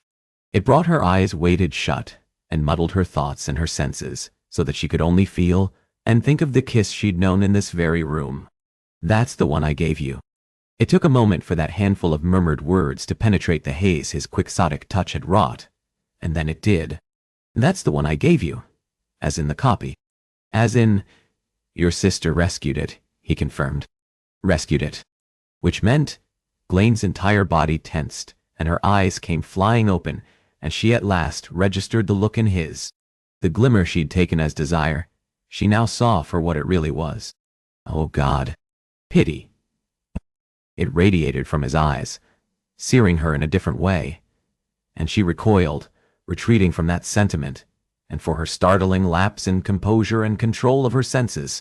"I don't need your pity, sir," she hissed, swatting the hand reaching towards her once more. "I don't pity you."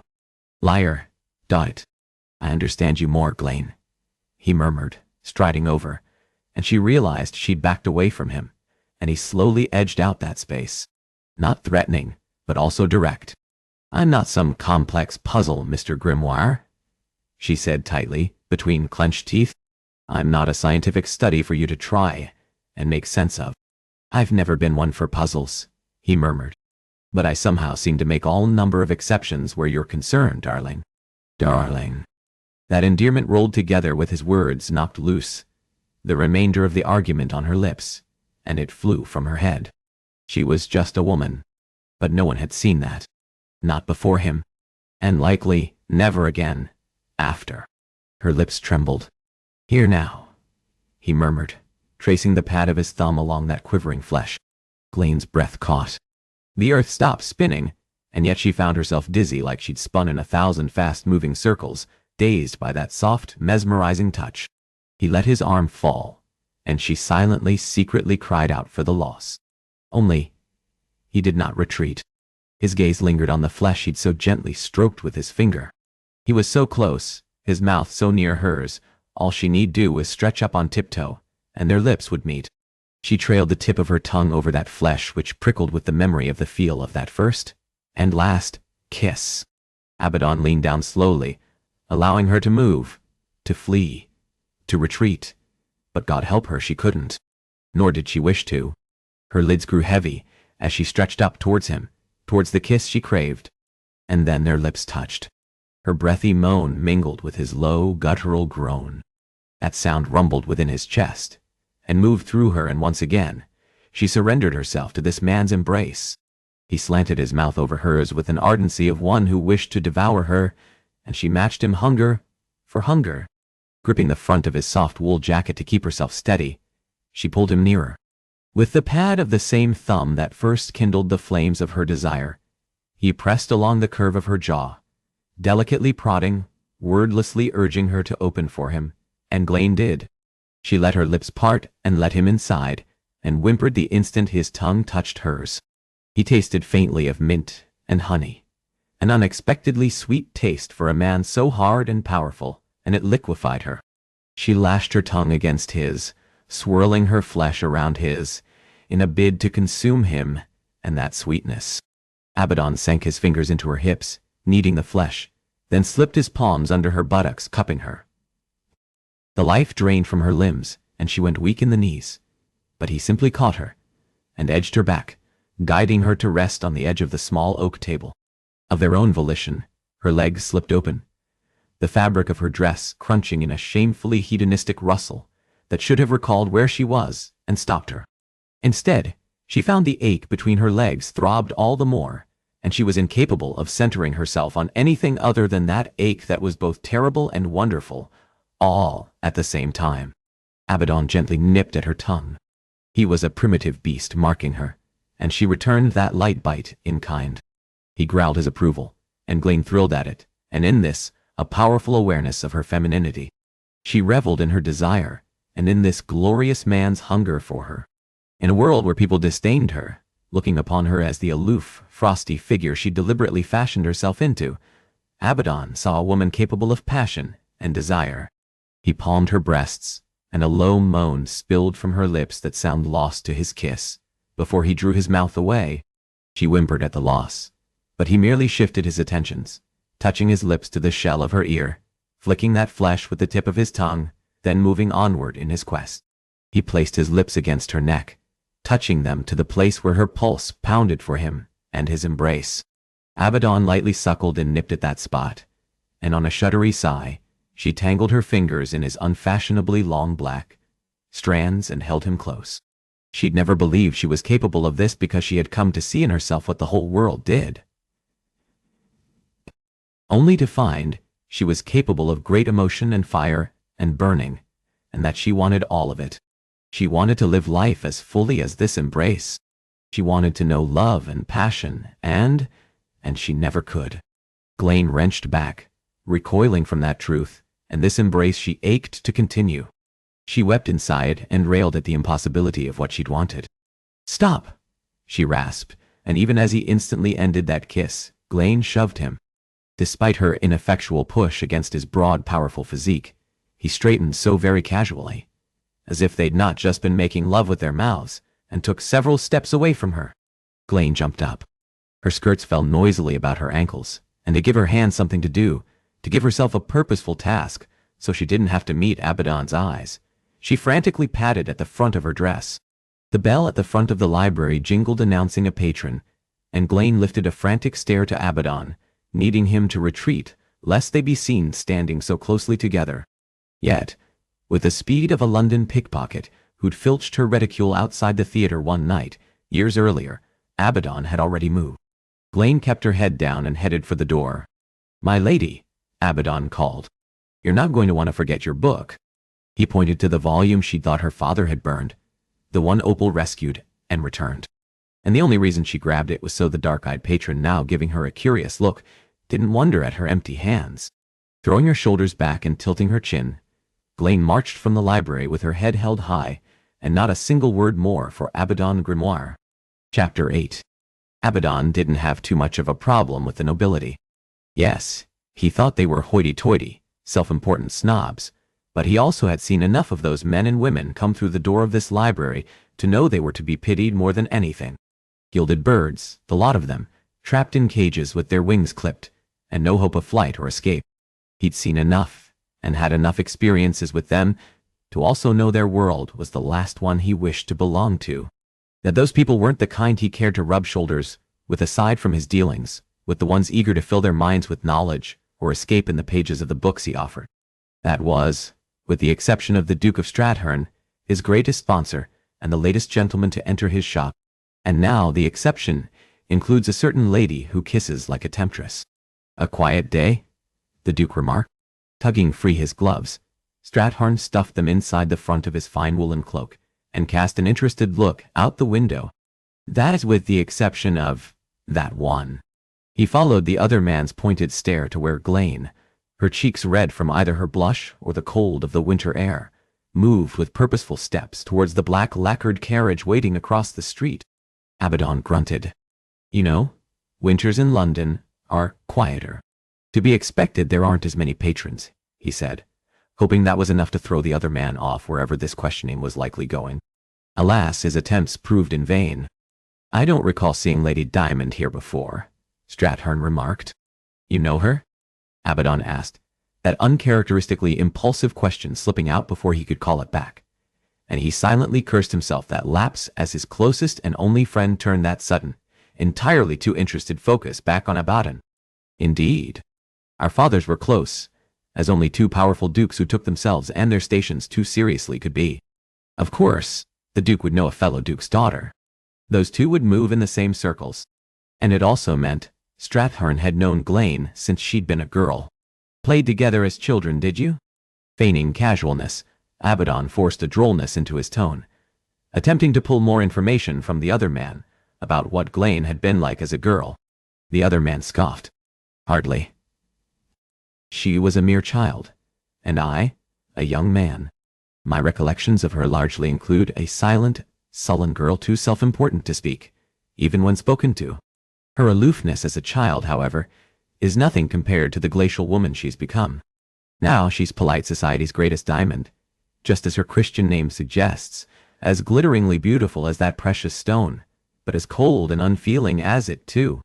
The other man's lips tipped up in a derisive smile. Her reputation as an ice princess precedes her. Ice princess? Strathern nodded. So much so, the Ton even refers to her as such. Abaddon's frown deepened. The frigid moniker given the lady hardly matched the passionate creature who'd come undone in his arms not once, but twice now. No wonder she'd been cross when he called her princess. A woman who lifted into his kiss, and whose hips moved rhythmically while he stroked his tongue against her, and Abaddon took a slow, steadying breath, pushing back those desirous musings. You seem to have a lot of questions about the lady, the Duke remarked, steepling his fingers and studying Abaddon over the top of them. She's a new patron. The fib slipped smoothly from his tongue as only a boy, who'd lived and lied in the streets of East London, could manage. Determined to put an end to the discussion, he proceeded to gather up the books Glane's sister had been reading, stacking them in a neat pile to put them away for when she returned. It's my business to know about the people who enter my library. His arms full, Abaddon headed for the front. He'd first met Strathern 7 years earlier, when the man had inherited his late father's title and obscene amounts of wealth. The young duke had come to Abaddon's circulating library with an offer of some £20,000 to renovate the building and update the volumes by some 2,000 books. From that moment on, the two had become unlikely friends. That friendship, however, did not mean Abaddon wanted or intended to talk about the desirous Lady Glane. After he'd set aside Opal's books, Abaddon returned to where Strathern, standing precisely as he'd left him, stared at him with a concerned look. What? Abaddon asked impatiently. You'd do well to avoid that one, Grimoire. What would you have me do? He snapped. Turn her out of my library. It was a vow he'd made, something he'd sworn never to do. Now, the other man would expect Abaddon do that to Glane? You can't forbid her from entering, his friend allowed. No doubt she'd attempt to ruin you. For that slight, she would have her father do so. His friend spoke of Glane's father, that nobleman who'd confiscated her book. Something told Abaddon Strathern knew even less about the lady than Abaddon himself did. I've noted your concerns. Just steer clear of her, as much as you're able, Grimoire. All of polite society does. Ladies and gentlemen alike. He drew back in surprise. A duke's daughter, refined in every way, one who advised on rules of decorum, was shunned. There's such a thing as lords and ladies too aloof for even polite society. The duke explained, following Abaddon's train of thought. She is one of them. Gentlemen have courted her, only to be coldly mocked as they did. She is known for having a lofty opinion of herself. Annoyance rolled through him. Perhaps those men are just bitter, attempting to save face. He'd seen enough gents with inflated heads who wouldn't take well to rejection.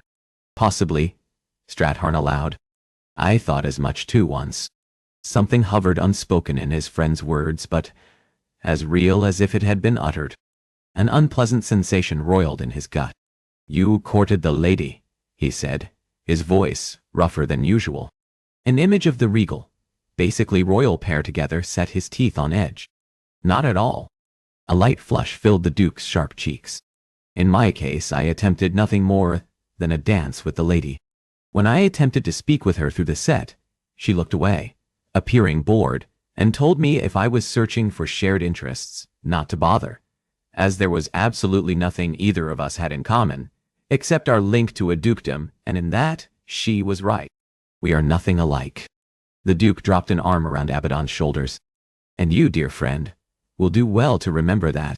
A lady as cold and unfeeling and heartless as that one is also one who'd ruin you in your business, for nothing more than the pleasure it would bring her in doing so. As if he considered the matter put to rest, Strathern gave Abaddon a light thump on the back, and headed off to inspect the latest shipment of books he'd personally funded. Tension rippled through Abaddon's frame as he clenched and unclenched his jaw. That harsh assessment Strathern had leveled at Glane somehow grated as much as the idea of the lady with the other man. It didn't matter that he'd been similar in his first and even his second opinion of her. The uncaring, unfeeling, cold woman described by Strathern was inconsistent with the one who looked after her younger sister and brother with a greater care than even a governess would, or in this case, had. Glane had proven to be a woman with protective layers about her, and he found himself wanting to peel each one back to discover who she really was inside. This lady who desperately longed for the freedom of reading books, but who feared doing so. Abaddon knew one thing definitively despite his friend's warnings. Abaddon had no intention of ending the arrangement he'd made with Glane, and he had every intention of finding out for himself more about the enigmatic beauty. Chapter 9. In Glane's 19 years, she'd been a favored guest of the king, dining in the palace alongside him and some of the greatest dignitaries in the world. She'd attended famed performances given at both Covent Garden Theatre and the Theatre Royal of Drury Lane. Never once in all Glane's attendance at those extravagant affairs had she felt the eager thrill of anticipation that she did the following morning as she made the short walk from her carriage to Abaddon's circulating library. She'd never met anyone like him in her entire life. In fact, she'd never known there could be anyone like him. As she reached the narrow front stoop, she paused, schooling her features and calming her heart. Or attempting to, anyway. He was just a man. A powerful, virile, quixotic man. No, those reminders meant to steady her didn't help. How could they? How, when he'd kissed her with so much passion that her lips and body still burned with the remembrance of the feel of him. The door opened, jarring her from her desirous musings, and a blush burned up her body as one of Abaddon's patrons beat a hasty berth around her. Glane came crashing back to the moment. Enough. You're not some silly, pathetic creature with her head stuck up in the clouds. You are reasonable and rational and unmoved by everything. She gave her head a slight, clearing shake and entered the shop. After she'd drawn the door shut behind her, she pushed the hood of her cloak back just enough so that she might take a look around. Busier than it had been, all her previous times visiting combined, the circulating library buzzed with patrons, perusing shelves, and sitting at the tables throughout the room. She moved her gaze past all of those lords and ladies, many whose fine dress gave away their station. The men and women were so absorbed in whatever books they read that they didn't so much as spare her a glance. And then Glane found him with her gaze. Her eyes landed and locked on Abaddon. With his arms filled with a pile of books, he moved between the shelves, his arm stacked against his broad chest as they were. The volumes looked impossibly small. Just like that. Her heart jumped and kept at a dangerously fast pace, and her mind, body and soul recalled her and Abaddon's latest embrace. As if he felt her stare, Abaddon paused, looking her way. Glane shot a hand up, giving a slight bold wave that would have scandalized her father and shocked society. But she didn't care. Something in being here and being with him freed her in ways she'd never been in her entire life. Abaddon inclined his head in return, then casually proceeded with those books he carried. He set them down on a gentleman's table. The two men, dissimilar in every way. Abaddon, broadly muscled, chiseled of stone, and bearing a look of one cut from the same cloth as the all-powerful god, Zeus. The other tall, but slender to the point of painfully so, and with a crop of black Byron-esque curls, artfully and deliberately arranged. Abaddon's presence commanded. He finished up with his patron, and she felt her pulse skitter to a too-fast beat. She held her breath in anticipation. Now, he'd come see her. Now, He turned on his heel and headed down another aisle. She wrinkled her nose. Her cheeks warmed by 1,000 degrees, and she forced the hand still hanging midair back to her side. It was not a familiar way she found herself, him not looking at her. Him not seeing her. That's how the entire world treated her. But all those other people, she'd sought to dissuade from noticing her, or talking to her. For the world, she'd donned that frosty facade, so that she might remain unmarried and stay with her younger siblings. Abaddon, on the other hand, for him she'd let her guard down, and let herself be as approachable as she could be. That was, as approachable as she could make herself be. Abaddon, who was so very indifferent to Glayne. With all the grace and aplomb she could muster still, Glayne marched through the library, heading for that table tucked in the corner where she'd found Abaddon reading with her sister. Unlike yesterday when there'd been a number of volumes littering that small oak table, today it was empty. Unlike before, he'd not pulled volumes he thought she might like to read, ones he'd set there to challenge her, and for her to challenge herself. Which was fine. Or really, it should be. She didn't need him picking books for her. She was more than capable of seeing to the task herself. Oddly, that left her bereft. For she'd found she rather liked knowing he'd thought of her, and picked books with her specifically in mind. Because it had meant he'd been thinking about her. Just as she'd been incapable of thinking about anything other than him and his kiss. Their kiss. To give herself a purposeful task, Glayne unfastened the clasp at her throat and shrugged out of her cloak. Close to where her table rested, several hooks hung bare upon the wall, and she availed herself of one of them. Glayne headed off in search of a book. Only as she moved along the increasingly familiar aisles, she found her gaze not perusing the many gold-leaf titles, but searching instead for him. Stop it. Stop it. Stop it. This instant. Those commands were a deliberate mantra. She played over and over in her head. Without seeing the title, Glayne tugged out a book positioned at eye level and peered through the peephole she'd made, and then promptly wished she hadn't. Her gaze locked on Abaddon, and a pretty young woman with plump cheeks, and an equally pleasingly plump form, voluptuous in every way that Glayne, painfully thin, was not. He was speaking, giving that lady several books. Only as the young woman collected each one he handed over, her eyes weren't on the titles, but rather the dashing man who'd personally selected them for her. Glayne's teeth set together hard, clanking so noisily it was a wonder the duo didn't hear her. But then, why should they? They would have to be engrossed in anything other than one another and their blasted conversation to have noted the fact that Glayne stood watching them, a vicious, insidious, poison-filled jealousy channeling through her veins. Why shouldn't Abaddon note the petite, full-figured woman? With the lady's midnight black hair, wide green eyes, and ample curves, she was utterly beautiful. Unlike Glayne, who'd perfected icy, aloof indifference and sharp, disdainful glares, the other woman smiled freely. Damn if a different emotion other than jealousy didn't form in that wad in her throat. And if she didn't know better, and if she were actually capable of the sentiment, something that felt like tears. A low rumble, Abaddon's laugh, filled the aisles. Something he said, a low murmured response. He gave the lady elicited a little giggle and a brighter blush, and Glayne could not help it. She growled. A low, primal, primitive, raw growl climbed her tight throat and lodged there. Abaddon's gaze crashed and clashed with hers, noticing him and Lady Perfection. Heart-thumping, Glayne swiftly jammed the book onto the shelf. Mayhap he'd not seen her. Perhaps he'd merely been searching for another book for his perfectly lovely patron. After all, Glayne had arrived this morning, expecting it was going to be entirely different between her and Abaddon. How could it not? There'd been a seismic shift forged by his embraces. He'd shaken her and her world. He'd left her hot and burning, and longing for more longing to see him. Abaddon, on the other hand, hadn't even looked at her. Throughout her time here, patrons had come and then gone, until only a handful remained, and still he didn't visit her. She stared blankly at the books that sat between her and Abaddon.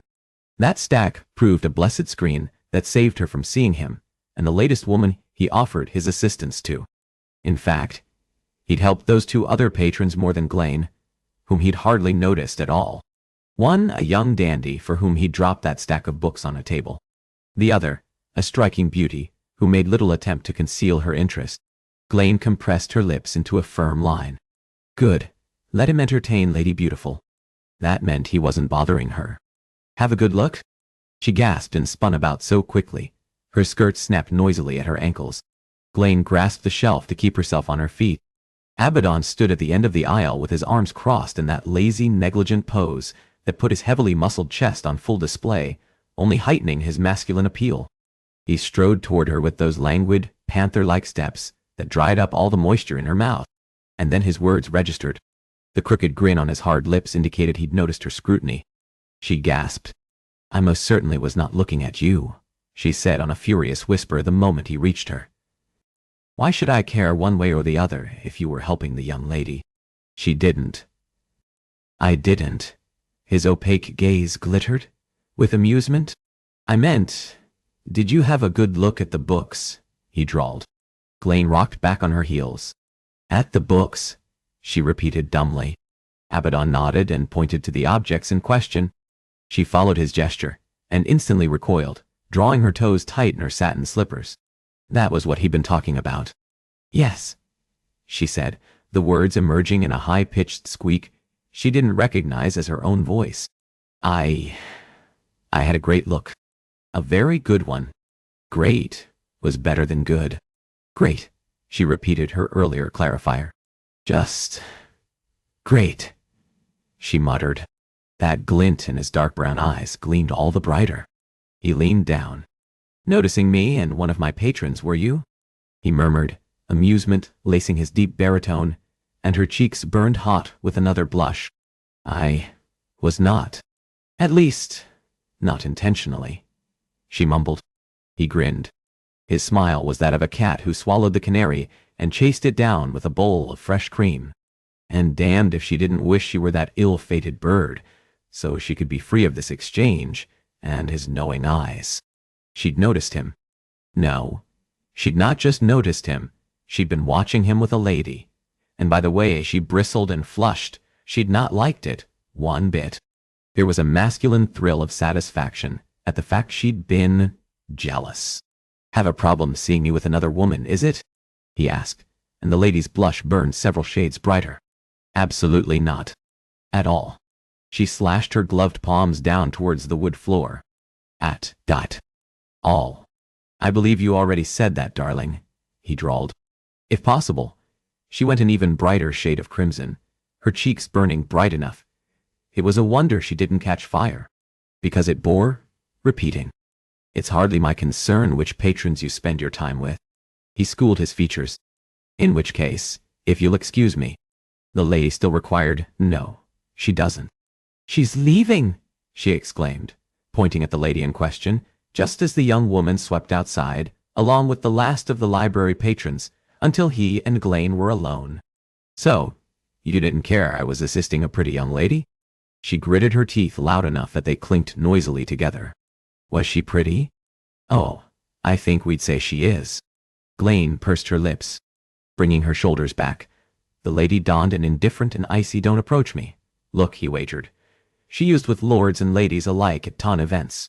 What you do is not my business, Mr. Grimoire, she said quietly. The only reason I may have did, he corrected, with all the insolence only he could manage. Noticed you, was because we entered into an agreement with one another, and as such, it is my expectation that as I am honoring my commitment, you will honor yours, and make yourself available to me. Abaddon preened. Noticed me, did you? As I said, it was hard not to notice, as we have an agreement, and you should have been helping me, as our time together is limited. The lady spoke the way only a peeress could. Insolent, rude, going to, filled with a knowledge of her own self-importance. At their first meeting, he had judged her mightily for it. Since that day, however, a great shift had occurred in how he viewed her. Why are you looking at me like that? She demanded, stealing a glance about. Go, she ordered. Find me something to read. Her eyes were faintly pleading, directly belying the command of her words. Abaddon remained rooted there, contemplating her still. Do you know what I think, Glayne? He murmured quietly. She tensed, but did not shake her head, so he continued without her invitation to do so. I believe you like being here. I believe your being here is only a small thing to do with the agreement we made, and everything to do with the fact you want to be here, Ghislaine." Her eyes flew wide, her golden eyebrows shooting to her hairline. "And I also believe," he said, leaning in close, "that you like me." The long, graceful column of her throat worked, and he expected she'd deny his last claim. But she didn't. Instead, her gaze slid away from his, and to a point beyond his shoulder. Intrigued and filled with more than a little masculine triumph at her unspoken admission, he brushed a finger down the curve of her jaw. "You don't deny it." "Well, why would I?" she asked tightly, as he guided her gaze back to his. She still, however, directed her words to a point above his brow. "I do like you. I do like being here. That is," she said on a rush. "You don't have to act like that, you know," he murmured, moving his caress higher, brushing his fingers along her sharp, chiseled cheekbone. "Haughty, cold, unfeeling." She stiffened, and then pulled away. "I am haughty, cold, and unfeeling," she said on a furious whisper. "A woman who burns hot like you is anything but." He stroked the pad of his thumb along her slightly fuller lower lip, and rubbed, setting that pouting flesh a-tremble. "A woman who kisses like you do, Ghislaine, has fire inside, and is far more than the silk stocking ordering me and everyone about." Ghislaine drew back like he'd struck her. Her cheeks paled. "You don't know anything of it," she spoke in hushed tones, laced with fury, and then in a clear indication she intended to say nothing else of it, spun on her heel and marched in the opposite direction to the end of the aisle. He easily overtook her long strides with his even longer ones. Catching her gently but firmly by the arm, he steered her through the doorway, located at the very end of the row. He closed the door behind them, shutting them away in his private offices. The click of that door drowned out the lady's gasp. "What do you think you are doing?" she demanded on a furious whisper. "This is hardly proper." "Well, it's hard to have a proper conversation in the middle of the library." "I'm not looking to have a proper conversation." "An improper one, then," he said, keeping his features deadpan. "Not an improper one," her words abruptly cut off, and she wrinkled her nose in that endearing way of hers. "You're teasing." He also suspected that 2 days ago, she wouldn't have been able to spot whether a person was teasing her. He suspected even more that no one ever had teased her. "Do you know what I think, Ghislaine?"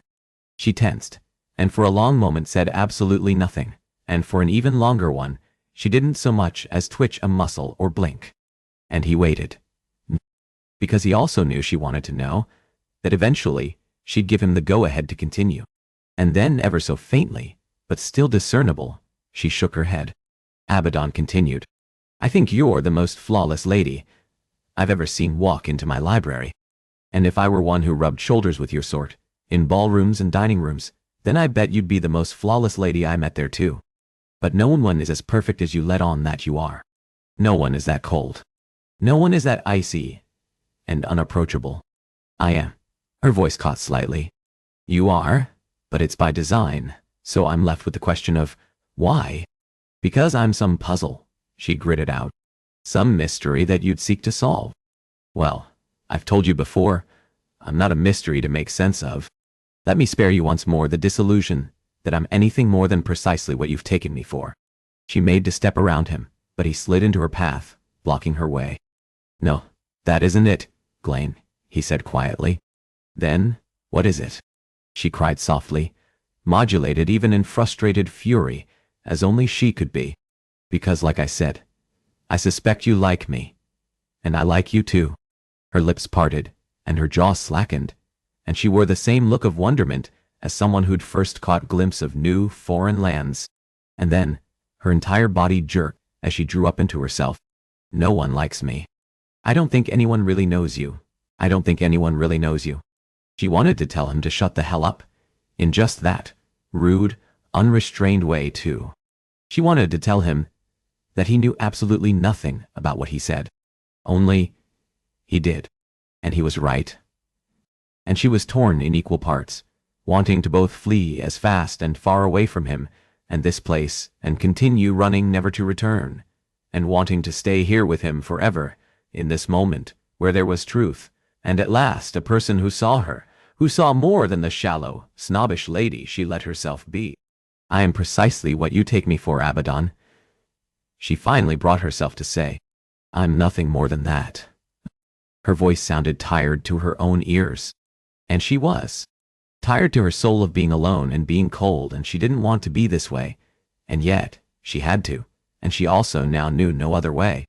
He cupped her cheek in a tender touch, his large palm rough and calloused, and she leaned into him. "No, you're not," he said, with a conviction he shouldn't possess. For Ghislaine herself didn't even have that confidence about herself in those spoken words. "There's so much more to you. The facade you present to the world is not who you truly are inside. The question is, why?" She stood there, so close she was nearly in Abaddon's embrace, so close, but not close enough. She wanted to be in his arms, because in his arms she felt alive. She felt like a real person with warm blood flowing in her veins, and believed in those instances that he might be right, that she was somehow more. "I was not always this way." She hardly recognized her whisper, as quiet and small as it was, and she wanted to run from that admission, hide herself away before she spoke freely about herself. For she didn't speak about herself. She was the ice princess, immune from pain and disdain and cold looks. Only, Abaddon stared at her with a quiet patience, in a way that made her want to open herself to someone. Nay, she wanted to open herself to him, let him in. I was very much like Opal. Her gaze grew distant, and her smile wistful as she recalled herself of long ago. I was even more wild than my sister. There wasn't a tree too tall to scale, or a lake too wide I could not swim, and naked at that. She closed her eyes briefly, the recollection so vivid, of her sluicing through the chilled water so swiftly. She'd ceased to feel the cold, and had only been invigorated. I read everything. Absolutely everything. My mother handpicked my governess. "One of those stern sorts who sought to transform you?" he predicted after Glaine's long stretch of silence. "Anything but," she said, smiling as she recalled that equally passionate instructor. She had formed the closest of friendship with the woman. Despite the difference in years between them, they'd been kindred souls lashing out at the constraints imposed upon them. She encouraged me to think and to do more than just sketch and curtsy. I was never freer than I was with Mrs. Burton. A coldness rushed in. Ghislaine interlocked her fingers and stared at the fine leather that encased those digits, until my father finally took note. He discovered me and my mother and Mrs. Burton engaged in a snowball fight. Her chest tightened, the same way it had from racing around that long-ago day in the frigid winter air. Duke's daughters did not run, and they did not laugh and smile obscenely. They were proper and polite and prim and groomed for but one purpose, making advantageous marriages. She repeated each word by rote. "It was the last snowball I threw," she said, and sucked in a shuddery breath. "And it was also the last I saw of my mother.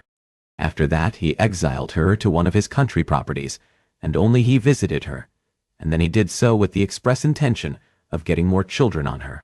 Periodically, a wet nurse would return with a new babe. Opal and Flint. There was another between their births, but he was sickly and feeble, and died not long after he'd taken his first breath." Ghislaine struggled to speak through a pain that would always be there. "My mother died, giving birth to Flint." "Oh, Ghislaine," he said softly, and she found comfort in that gentle offering of his support. "My mother was lion-hearted," she said, "like my sister, unlike the person Ghislaine had shaped herself into. Eventually, he crushed my mother. But my sister does not realize what can happen, what will happen, if she conducts herself in a way the Duke doesn't approve of," she said, willing him to understand. "And I needed to protect her and Flint." His eyes fixed on her face. "What are you saying?" The gentleness in that question threatened to undo her. Ghislaine hesitated before turning over that great secret she'd carried. "I know what I am. I know my birthright and dowry, and," she grimaced, "how I look make me an object that many men would seek to possess. And if they do, then I won't be there to protect my brother and sister. They will be on their own." He stared intently at her. Then, understanding dawned in his eyes. "You presented yourself as a woman people feared being around." She hesitated, and then slowly nodded. "Sometimes I wonder that it was so easy. I am his daughter, after all. How else to explain how I was able to make myself a woman men wouldn't consider marrying, and a person other women don't wish to call friend. When she finished, she waited for the rush of discomfort and nervousness that came in revealing the most intimate parts about her life to another. Only it didn't come. Rather, it felt so very good to share of herself to let another soul in. Chapter 10. If a person had asked Abaddon just days ago about Lady Glane, he'd have said there was nothing more than what existed on the surface, and if there was somehow anything more, then he'd no wish to look closer to figure out. And he'd have been as wrong as every other person who'd ever judged her. What a fool he'd been. Sometimes I wonder that it was so easy. I am his daughter, after all. How else to explain how I was able to make myself a woman men wouldn't consider marrying, and a person other women don't wish to call friend? She'd known so much hurt and pain at her father's hands. Was it a wonder Glane had shaped herself into a distant figure, one who shut out the rest of the world, and kept people out, and kept herself from feeling? Abaddon carefully measured his words. Glane, your father is a cruel bastard who hurt you, your siblings, and your mother. He isn't a man who'd think about protecting Opal and Flint. The fact that you did means you're nothing like him, he said quietly. Her chin quavered, and she dropped her gaze to her gleaming leather boots. Needing her to hear him, to see him, and all the truths he spoke, Abaddon guided her chin up until her gaze met his. You are nothing like him, he repeated for a second time, willing her to understand that, to believe it, in any way. And then a lone tear wound down her cheek, a singular fat crystalline drop that took a meandering path, followed quickly by another, and another. Surprise lit Glane's eyes, and she drew back slightly, touching a finger to one of those tears. I'm crying, she whispered, and then a beautiful, exuberant, fulsome laugh spilled from her lips. I'm crying, she said in a joy-tinged echo. Gripping him by the front of his jacket, she brought herself up onto tiptoes to meet his gaze. I'm crying. Glane? He asked, concernedly. Are you all right? I am. Better than I've been in so long. I buried away all my emotions and built an armor inside to protect myself. Only I forgot how wonderful it is to just feel. She laughed all the harder, and the happiness emanating from her person enveloped him in such a warmth and reciprocal joy. He wanted the feeling to continue forever. He wanted to be consumed whole by this nameless sensation, one he'd never ever felt before. Then, stepping out of his arms, Glane danced a happy little jig around the now empty library, laughing all the while as she did, and he found himself joining in. His mirth mixed and melded with hers. Come on, he finally said, taking her gently by the hand, and her merriment ebbed. Where are we going? She puzzled aloud as Abaddon led her back to the library. He fetched her cloak from the hook and helped her into it. Abaddon paused only long enough to grab up his thick wool cloak and toss it around his shoulders before collecting her fingers once more and guiding her on. Glane puzzled her brow. What are you doing? She adjusted her stride, hurrying to keep up. Are you throwing me out? Her query emerged breathless and harried. His heart tugged. He gently corrected her. What are we doing, you mean? And no, I'm not throwing you out. Why would I throw you out? Some of the tension eased from her narrow frame, and he felt the way her fingers softened in his. Because of my father, she said. Because I reminded you how powerful he is, and how he would not tolerate me being here in your library. That he would ruin you the same way he did her. From the corner of his eye, he caught the way she scrabbled with her lower lip, and Abaddon slowed his steps, ceasing the flight he'd set them on, and he looked squarely at her. I'm not afraid of your father, Glane, he said gently, but with an intentional firmness underlying that pronouncement. You should be. She slipped her fingers from his and hugged herself in a sad, lonely little embrace, and he mourned that transformation, wanting to bring them back to just moments ago, when joy had transformed her. He is not a good man, Abaddon. He is powerful, and uses that power to shape the world, bending it, and people to fit his will, and her tone grew increasingly frenzied. And he could destroy your library if he so wished it, and you. He could shish, he said gently, touching a finger against her lips, staying that frantic flow. I'm not afraid of him, he repeated. I've dealt with uglier, meaner, more heartless monsters during my days on the streets. Her gaze grew stricken. I didn't know you lived on the streets, she whispered. What you must think of me complaining about my comfortable life as a duke's daughter. Her voice broke, and she turned her gaze from his. Hey now, he said gruffly. Cupping her cheek and angling her face, he guided her eyes back to his. There are different kinds of hardships in what you endured. Having a father separate you from your mother, witnessing how he treated her, like a goddamn broodmare. Rage spiraled once more, and he took a slow breath, fighting hard for control. When he trusted himself to again speak, without fury shaking his tones, he continued. You were hurt, emotionally, by the man who should have done everything in his power to protect you from pain. And that, Glaine? That's no small pain. It's no less significant, because it's different than the suffering I knew. It's just as real and profound and hard. Her mouth trembled, and a glassy sheen filled her eyes. A pained groan escaped him. Don't cry. She blinked wildly. I don't see cry. And she didn't. Those tears remained trapped in her eyes. The Duke said they are signs of weakness. Nevermore had Abaddon wanted to find a man and thrash him within an inch of his rotted life. Wordlessly, he tugged Glaine into his arms, pressing her slender frame against his chest, and he just held her. He held her as she desperately needed to be held. She was soft and quiet through that silent embrace. Only when he felt the tension ebb once more did he free her. Come, he said gruffly, catching her by the hand once more and leading them outside. A gust of cool winter air stole the air from his lungs and stung his nostrils. Where are we going?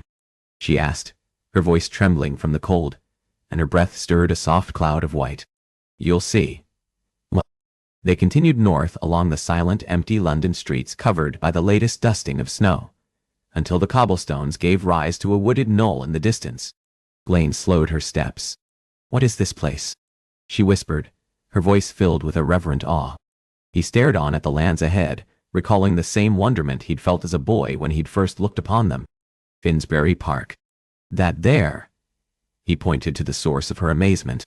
Those are the last remains of the old Hornsey Wood, he said, leading her onward to that almost mythical forestland, until they stopped before a pair of towering oaks, their enormous branches twisted and blanketed in snow, giving them a look of old wizened specters tasked with watching over this enchanted land. He untangled their fingers, and instantly felt the loss and coldness which came from that separation. And yet, she stared transfixed by the winter wonderland around them. It is magnificent, she whispered, that exhalation inordinately loud in the December quiet. Transfixed, Abaddon drank in the sight of her. The cold had left her creamy white cheeks, stained with endearing cherry-red circles. Their walk had loosened the lady's hood, and the winter wind had tugged free several golden tendrils. Those wispy flyaway strands somehow softened her. Magnificent, he murmured softly. Or, Bunty Kiwing. She was magnificent. Beauty and grace, personified. And he wanted nothing more than to erase the sadness from her eyes, and chase it away with a smile. In his life, Abaddon had faced any number of dangers. None of them seemed greater than his falling for this woman before him. Magnificent. Glaine's heart thumped wildly. For when Abaddon had spoken in a husky baritone, she could almost believe he was talking about her. Her gaze locked with his heated one. The intensity of his piercing brown eyes speared her. They robbed her of breath. Hopelessly, she stared back at him. Abaddon drifted closer, and her body swayed toward his. Her eyes slid shut, as her mind and soul both replayed their previous embraces, and she longed for another of his kisses. The ones made of magic that drove away all the sadness and misery that had been her life these past 13 years and filled her with lightness and joy.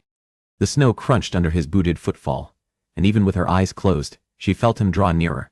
Because her body ran so in tune with his, she didn't need to see him. Something hit her lightly, right where her heartbeat pounded, and Glaine cocked her head, registering that slight chill. Her eyes flew open, and she looked from the smattering of a shattered snowball upon her chest over to Abaddon. Abaddon's eyes which glittered, not with desire, but merriment. Glaine's brow climbed. Did you just hit me with... A second snowball hit her square in the chest, leaving more white flakes upon the emerald green velvet. A snowball, Abaddon drawled. Passing another missile he held back and forth between his strong hands, like a juggler she'd once observed at the Royal Circus.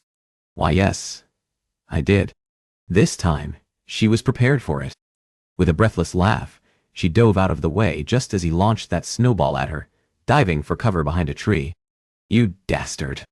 Her breathless laugh took the teeth from her words. You cannot just go abuik. She ducked behind the enormous trunk.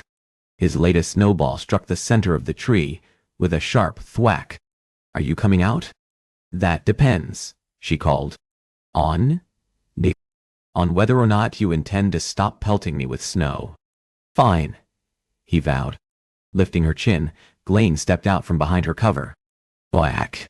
A third missile struck her in the shoulder, drawing a gasp from her lips as she ducked behind the enormous gnarled trunk once more.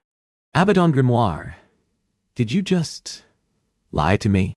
She charged. All is fair in love and war, darling. Even as she knew he referred to the latter, her heart raced all the more. I don't throw snowballs. That's a shame. She wrinkled her nose. And why is that? Because it means you're going to find yourself trammeled with snowballs then, he drawled, his voice drifting closer, confirming he was nearer. And this time, her heart beat hard for altogether different reasons.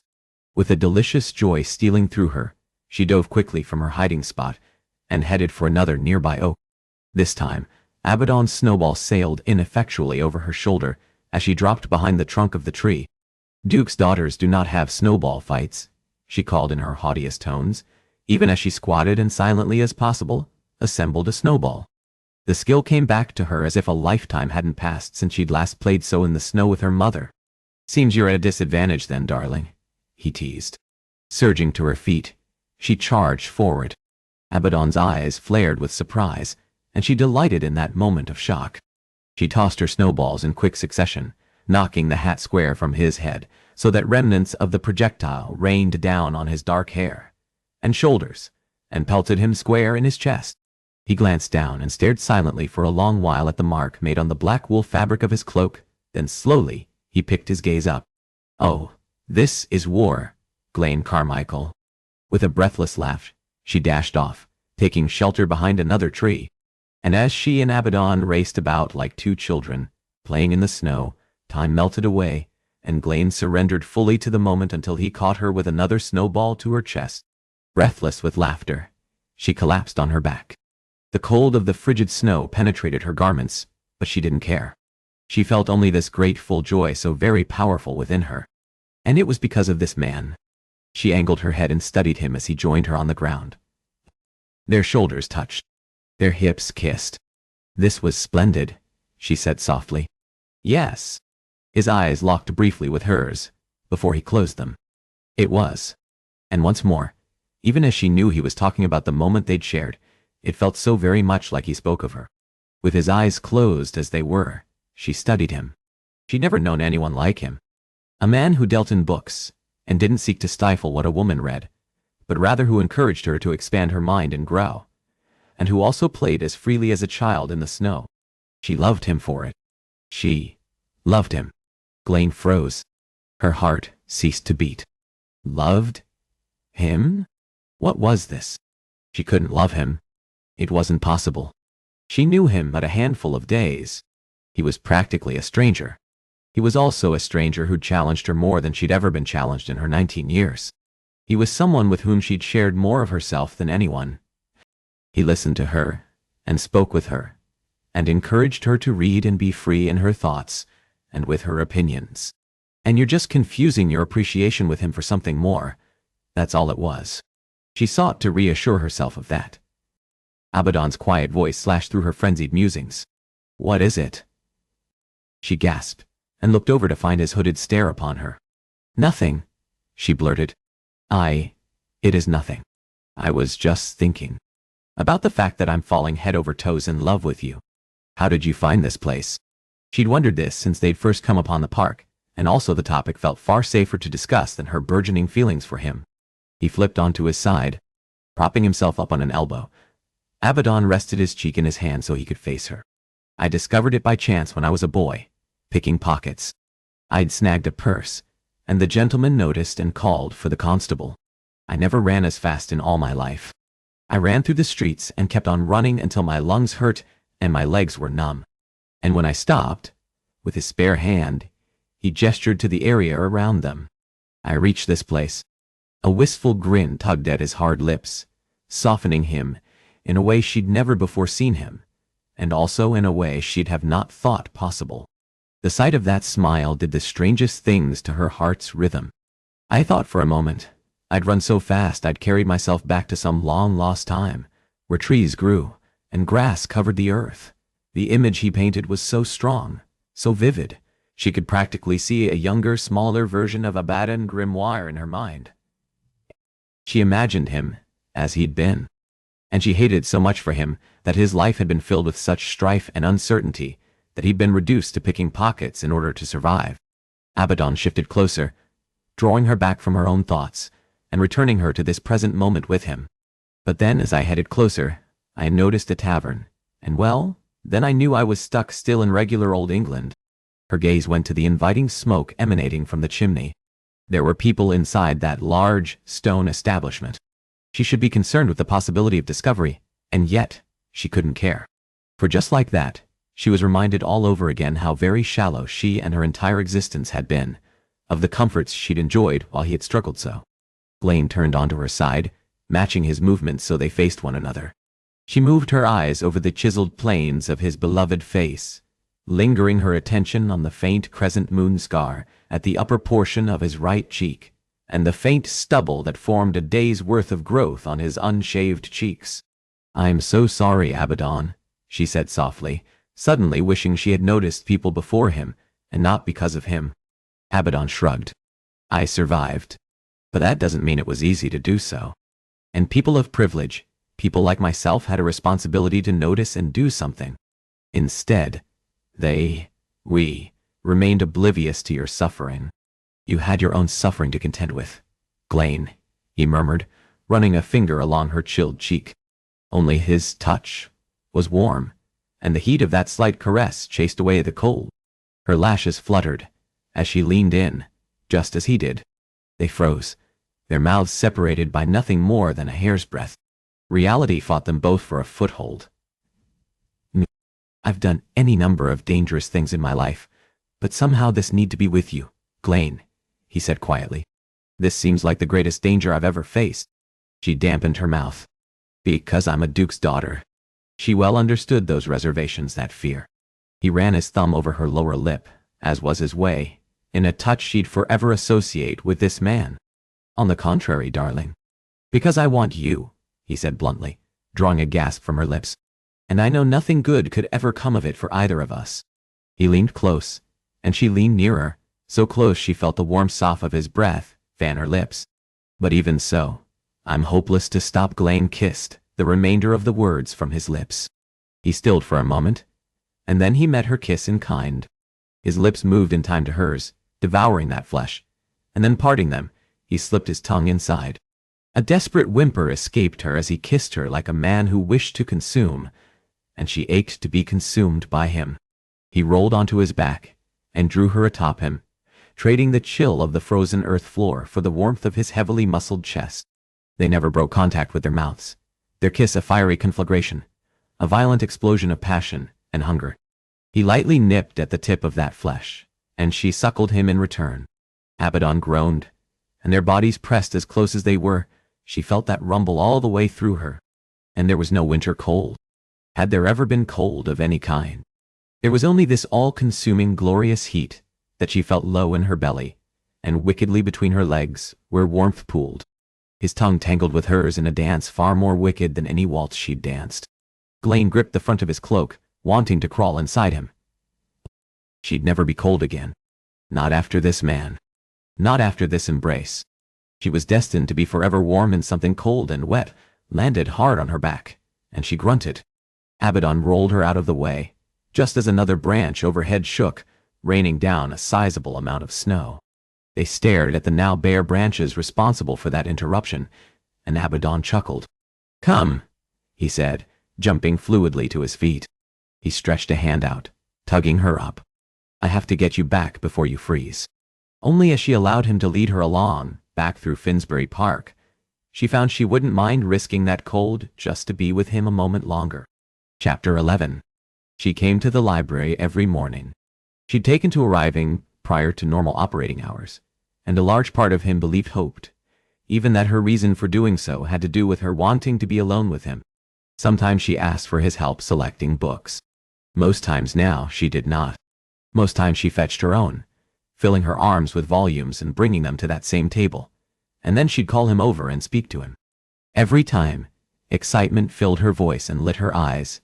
As she spoke so quickly, her words tumbled together, rolling as one long sentence that had the ability to make him laugh with her contagious enthusiasm. He learned she loved the works of the enlightened thinkers, especially Mary Wollstonecraft. He learned she also had a penchant for Gothic novels, romantic in nature. He knew when she spoke of either, her hands moved like little whirlwinds as she gestured wildly. This was one of those moments. Did you know that this only came to be? She lifted up the slender copy of the book he'd come to recognize as her favorite. Is because she was engaged in a war of words with Mr. Burke. She attacks not only hereditary privilege, but also the words Mr. Burke uses to defend it. Outside, ice-tinged snowflakes pinged against the window. Burke didn't deny the existence of natural rights, he pointed out. He simply thought they were too abstract to be applied to societies. She drew back. Surely you aren't defending Mr. Burke. Had he condemned old King George and vowed a revolution, Glayne couldn't have sounded more shocked and horrified. Seated opposite her, Abaddon leaned in. You sound like a regular old revolutionary, Glayne. But you have to admit, there's merit to everything Miss Wollstonecraft says, she went on, and it didn't escape his notice that she didn't deny those claims. She didn't allow him a word edgewise. At first, when Miss Wollstonecraft published anonymously, everyone took her seriously. But the moment they printed her name in publication, people called her ideas emotional and impassioned. Every analysis I've read of her works calls her incoherent and illogical, and yet I cannot think of anyone who makes more sense than she. Glayne did. This woman right here. Being with her made more sense in the world than anything, she continued, wholly oblivious to the thoughts spinning through his head. Abaddon leaned in and kissed her. And then, as if it were more natural than breathing, or completing that unfinished though, she kissed him back. He moved his mouth against hers, drinking of her. She sighed softly, and he slipped inside to taste of her too. Their tongues met. I want you, darling, he whispered hoarsely between kisses, needing her to know so she understood his want, and so that she had the sense to halt all of this stop when he was too much a coward and selfish bastard to break this connection. Abaddon kissed a path down the curve of her cheek. He reached that soft, sensitive skin of her neck that he'd come to learn drove her wild when he worshipped. You should go. Glayne's head fell back, and she groaned low and long and wonderful. I want to stay. She paused, angling away until their gazes met. I want to stay here, with you. He searched her face, attempting to understand what she was saying. Did he merely imagine what he wanted her to be asking? Not breaking contact with his eyes, Glayne took his hand and guided it to her breast, placing it over that organ that thumped and pounded wildly for him. And his own matched, and then rivaled her heart's rhythm. And he was lost. Surrendering on a groan, Abaddon caught Glayne up in his arms, and carried her through the library to his offices. All the while, he kissed her. She whimpered and moaned, and he devoured the breathy sounds of desire that escaped her. He let them inside to his private office, headed to the small cot at the far back corner of the room. Then he laid her down. Do you live here? She panted against his mouth. She sounded more intrigued and relieved than horrified. His lips twitched. No, darling. I've in a townhouse. Not on the fine end of Mayfair where she and her sort lived, but on a respectable enough side. On days I work longer, I occasionally take to staying the night. He slipped his tongue inside her mouth, swirling the flesh with hers. Well, I am very glad you have a bed. She breathed between each glide of flesh. She chatted as much while making love as she did when conversing about books. It was an endearing detail about her, and a new discovery of her too. And he found he yearned for all of those intimate details of what made Glayne who she was. He knew she snorted when she laughed, and he knew the books that made her smile widest, but he wanted to know all there was to know about her, whether she snored when she slept, or how she took her tea. He froze. His heart thumped frantically for a different reason. A reason that had nothing to do with this hungering to make love to her, and everything to do with the even more intimate yearning he had for her. Dazed, Glenn's lashes fluttered wildly. Am I doing it wrong? Her hesitant question filled with such doubt. It chased away the panic clamoring in his mind. He groaned. You're doing everything right, love. Drowning out the voices, jeering at him for loving where he oughtn't, Abaddon surrendered to the moment. Their lips met again, and this time, as he kissed her, he reached between them, working her modest neckline down, baring her skin to his gaze and worship. Abaddon paused only long enough to drink in the sight of her, filling his palms with the gently rounded silken flesh. Under his scrutiny, her chest rose and fell, harder and faster. He brushed the pads of his thumbs over the pebbled pink tips. You are magnificent, he said huskily, his breath pitching faster too. Glenn sank her teeth into her lower lip and moaned low and long. Her head fell back as she reflexively pressed herself against his touch. Emboldened, Abaddon drew the peak of her right breast into his mouth, suckling deeply of her. A shuddery gasp exploded from her lips as she arched up. Tangling her fingers in his hair, she clasped him close, holding him in place. That incoherent dissolution of her speech sent the heat of his hunger spiraling, and he growled his approval. He worshipped that flesh, only pausing to switch his attentions to the previously neglected breasts. Glenn moaned. Her hips moved with an increasing franticness as she pressed herself to the hard ridge of his arousal. Abaddon edged her skirts and chemise up higher, then higher, and with every swath of skin exposed, he caressed his fingertips along that silken soft flesh. Her calves were surprisingly muscled, as if she were secretly a Spartan warrioress who raced about wild lands. He moved his quest higher, sinking his fingers into her supple hip. Abaddon, she groaned. The pace of her gyrations grew. He slipped a hand between her legs, cupping her center, and Glenn went suddenly, absolutely still. Abaddon paused and lifted his gaze, determining whether she wished to stop. Tell me what you want, love, he murmured, his voice hoarse and desperate to his own ears. Do you want me to stop? Even as he asked it, he started to withdraw from the thatch of silken golden curls that covered her mound. Glenn laid her fingers over his, anchoring him in place, keeping him there. Her eyes locked with his. Do not stop. Hers was a command of a queen, and he was more than content to spend the rest of his days as her subject, answering her desires. He teased the entryway of her femininity, sliding his fingers through her damp curls, and then slowly slid a digit inside her. Glenn stiffened, and then with a sharp hiss, she moved her hips once more, lifting wildly into his touch.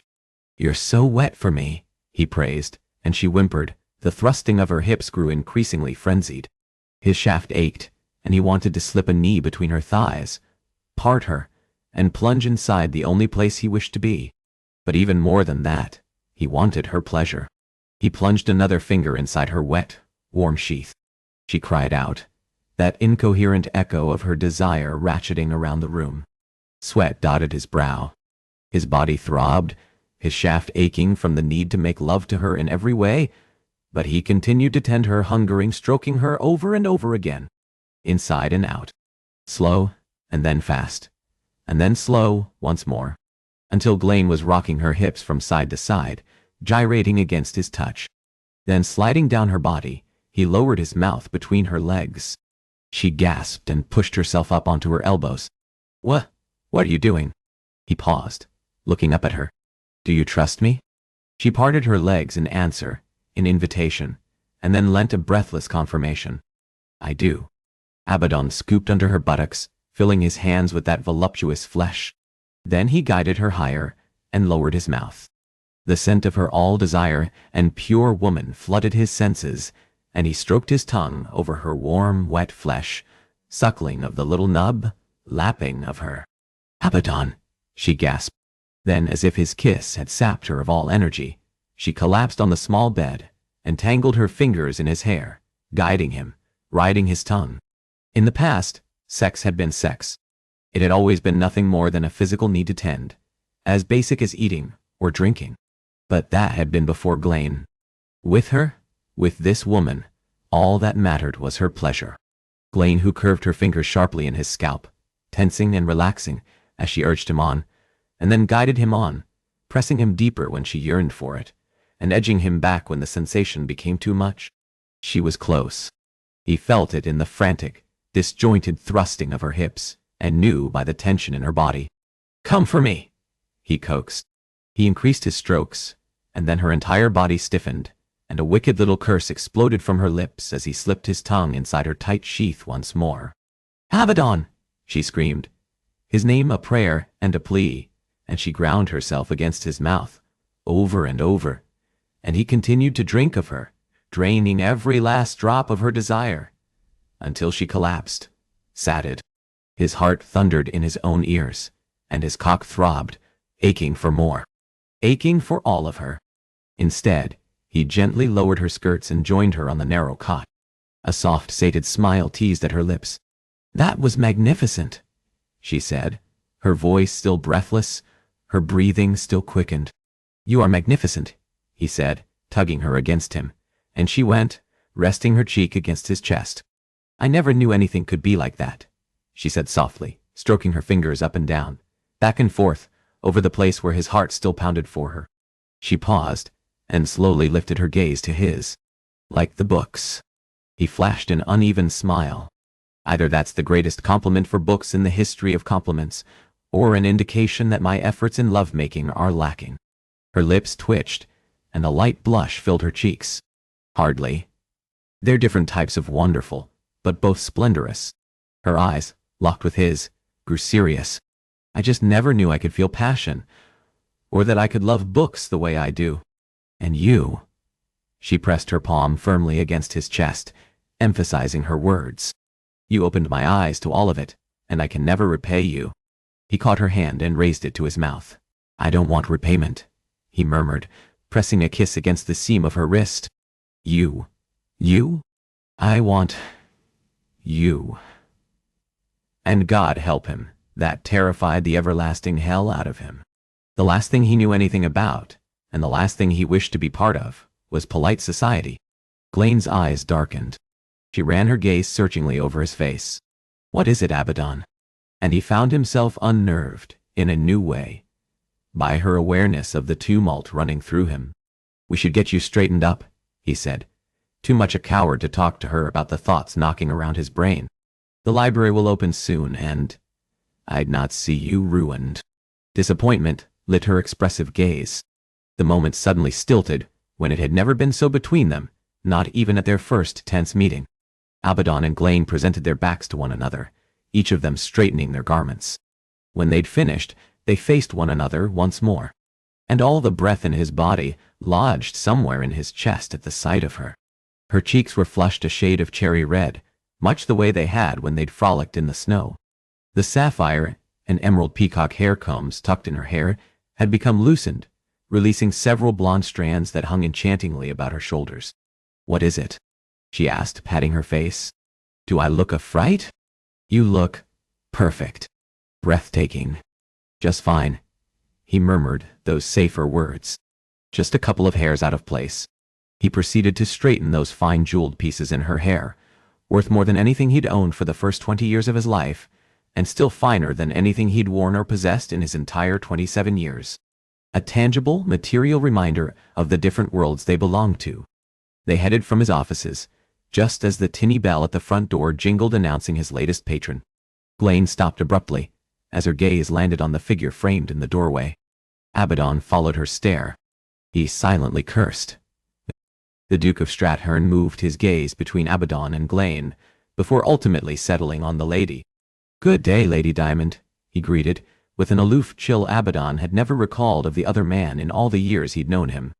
"Mr. Grimoire," his friend said, not taking his focus off Glenn.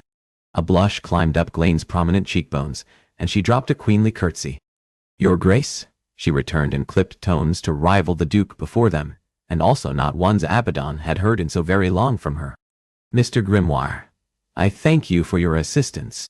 She made a show of gathering up some of her books and tucking them into her satchel. Avoiding his eyes, she hastened around Strathern, making a graceful beeline for the door. His friend didn't waste any time. "What are you doing?" he asked, the moment Glenn had gone. "I think it should be clear," Abaddon said with a grunt. "I'm working."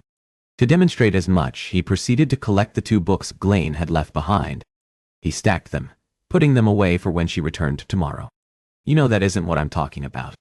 Of course, as a notorious rogue, with a reputation for charming actresses and widows alike, Strathern would have recognized the wrinkles in Glenn's gown. I'm talking about the lady. Nothing can come of that, his friend said matter-of-factly.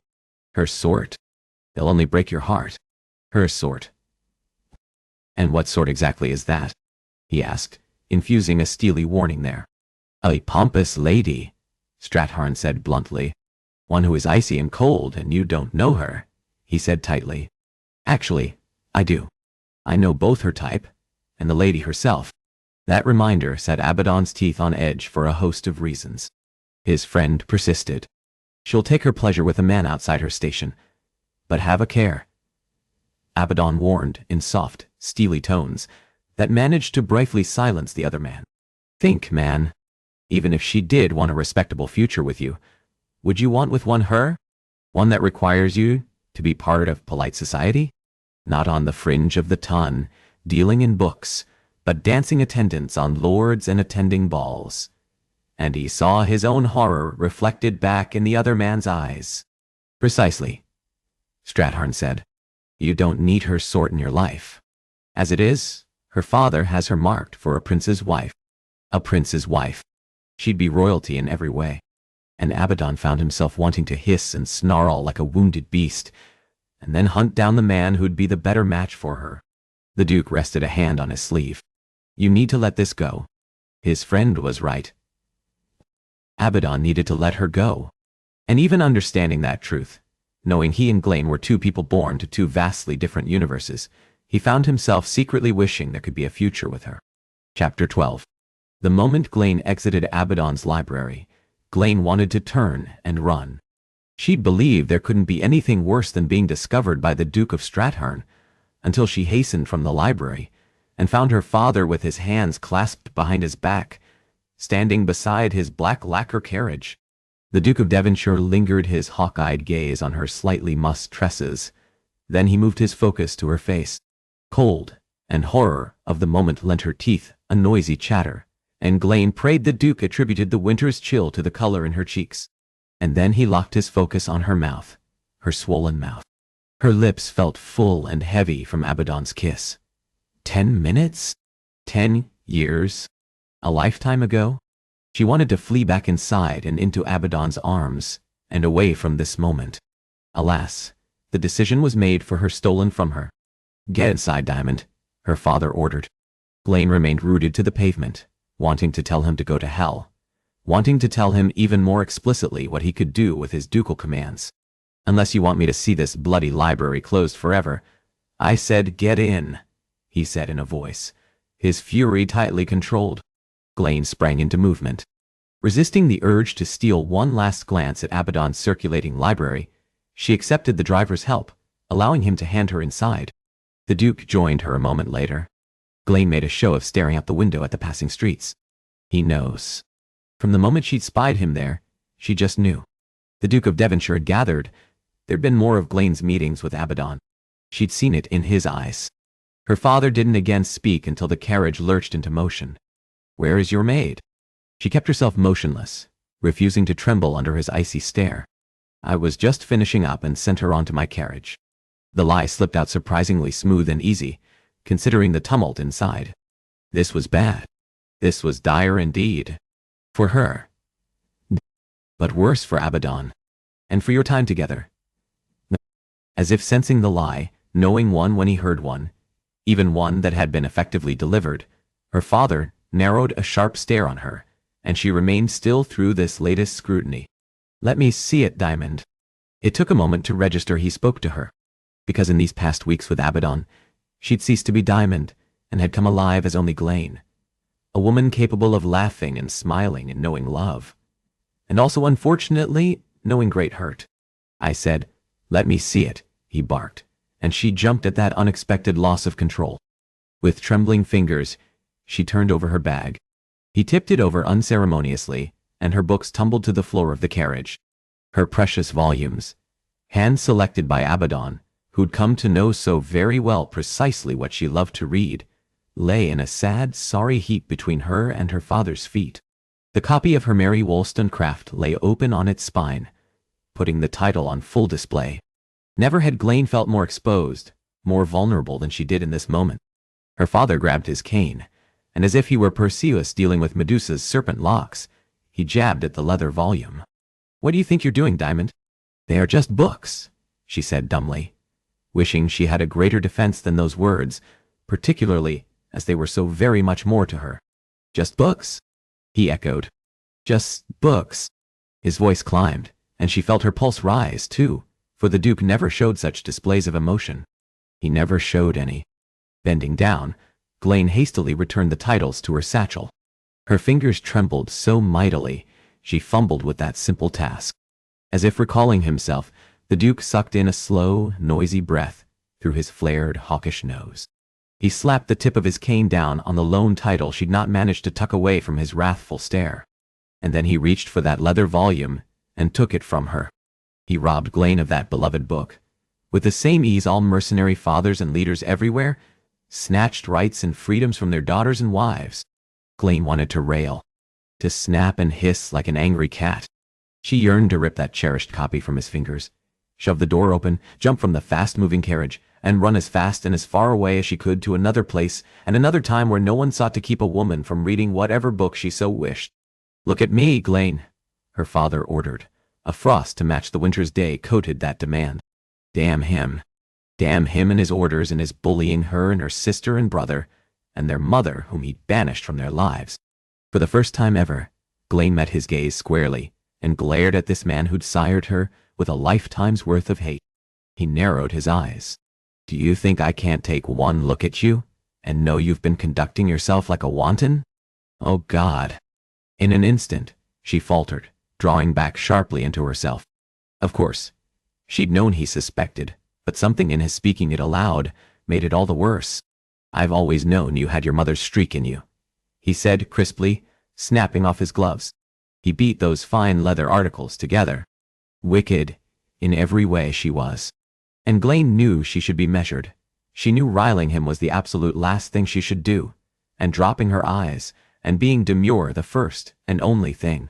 But as he droned on, a harsh soliloquy on the woman who'd given her life, Ghislaine's rage kindled like a slow-building ember that fanned, and grew, into a blazing conflagration of fury. "Your mother, my mother, was not wicked. She loved to read and explore topics. Men are free to study. She challenged me to do the same. She was a good woman," she said sharply, relishing in the way his brow flared with shock. "The very best," he sputtered. "Your mother was fortunate, I was magnanimous, and did not see her shut away for what she did." "What she did," she repeated. "What did she do other than teach me to laugh, and love, and live? And for that, you did send her away. Not to a hospital, but to a place in the country, where he'd only ever visited the Duchess until he'd managed to get an heir on her, in a final pregnancy which had taken her life. Your mother had outrageous thoughts about a woman's place." He may as well have called Ghislaine's mother a faithless whore for the vitriol contained within his words. "I'll not have my daughter conduct herself in that same manner." He glared at her. "You are done with that bookshop that caters to all manner of riffraff. Library, . It is a circulating library, and its doors are open to all people, regardless of station." "Precisely. It is as the world should be, Your Grace. One where a person's lineage, nor gender, mattered. Where people were all welcome and united in a shared love of literature." Rage tightened his features. "You are done with that man. Am I clear?" He couldn't be clearer, and yet— "No," she said, in this continued show of defiance, the first she'd ever displayed against the Duke and his dictates. His eyebrows climbed. Who knew how very exhilarating a show of rebellion in fact was? Her euphoria lasted but a moment. "I will see him ruined, Ghislaine," he said, almost bored sounding. "If that is what you wish." Her lungs constricted. Moments ago, she'd have sworn there could be no greater pain than when her mother had been ripped from her life, and the Duke had begun his full oppression of Ghislaine. But this? Knowing Abaddon would suffer at her father's hands gutted her inside. She'd spare Abaddon every pain if she could, even if it meant the death of every happiness that came in just being with him. She bit the inside of her cheek hard, scrabbling with that flesh, wanting to cry and rail and shout. In the end, she knew that would only add to her father's fury, and that she risked Abaddon's paying an even higher price. The interminable carriage ride ended, and she made herself sit still until the door had been opened for her, and a footman reached a hand inside to assist her down. "Glane?" her father asked, staying her. She glanced back. The Duke held a gloved palm out, his meaning clear.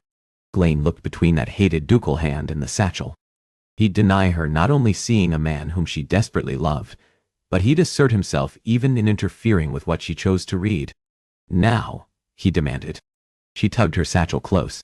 "No," she said quietly. "You may determine where I go and don't go, but I'll not allow you to dictate what books I read." His snowy white eyebrows snapped together in a line as shock stamped his features. He quickly found himself. "Very well," he said matter-of-factly, but she was not fooled by that uncharacteristic blasé response to her show of defiance.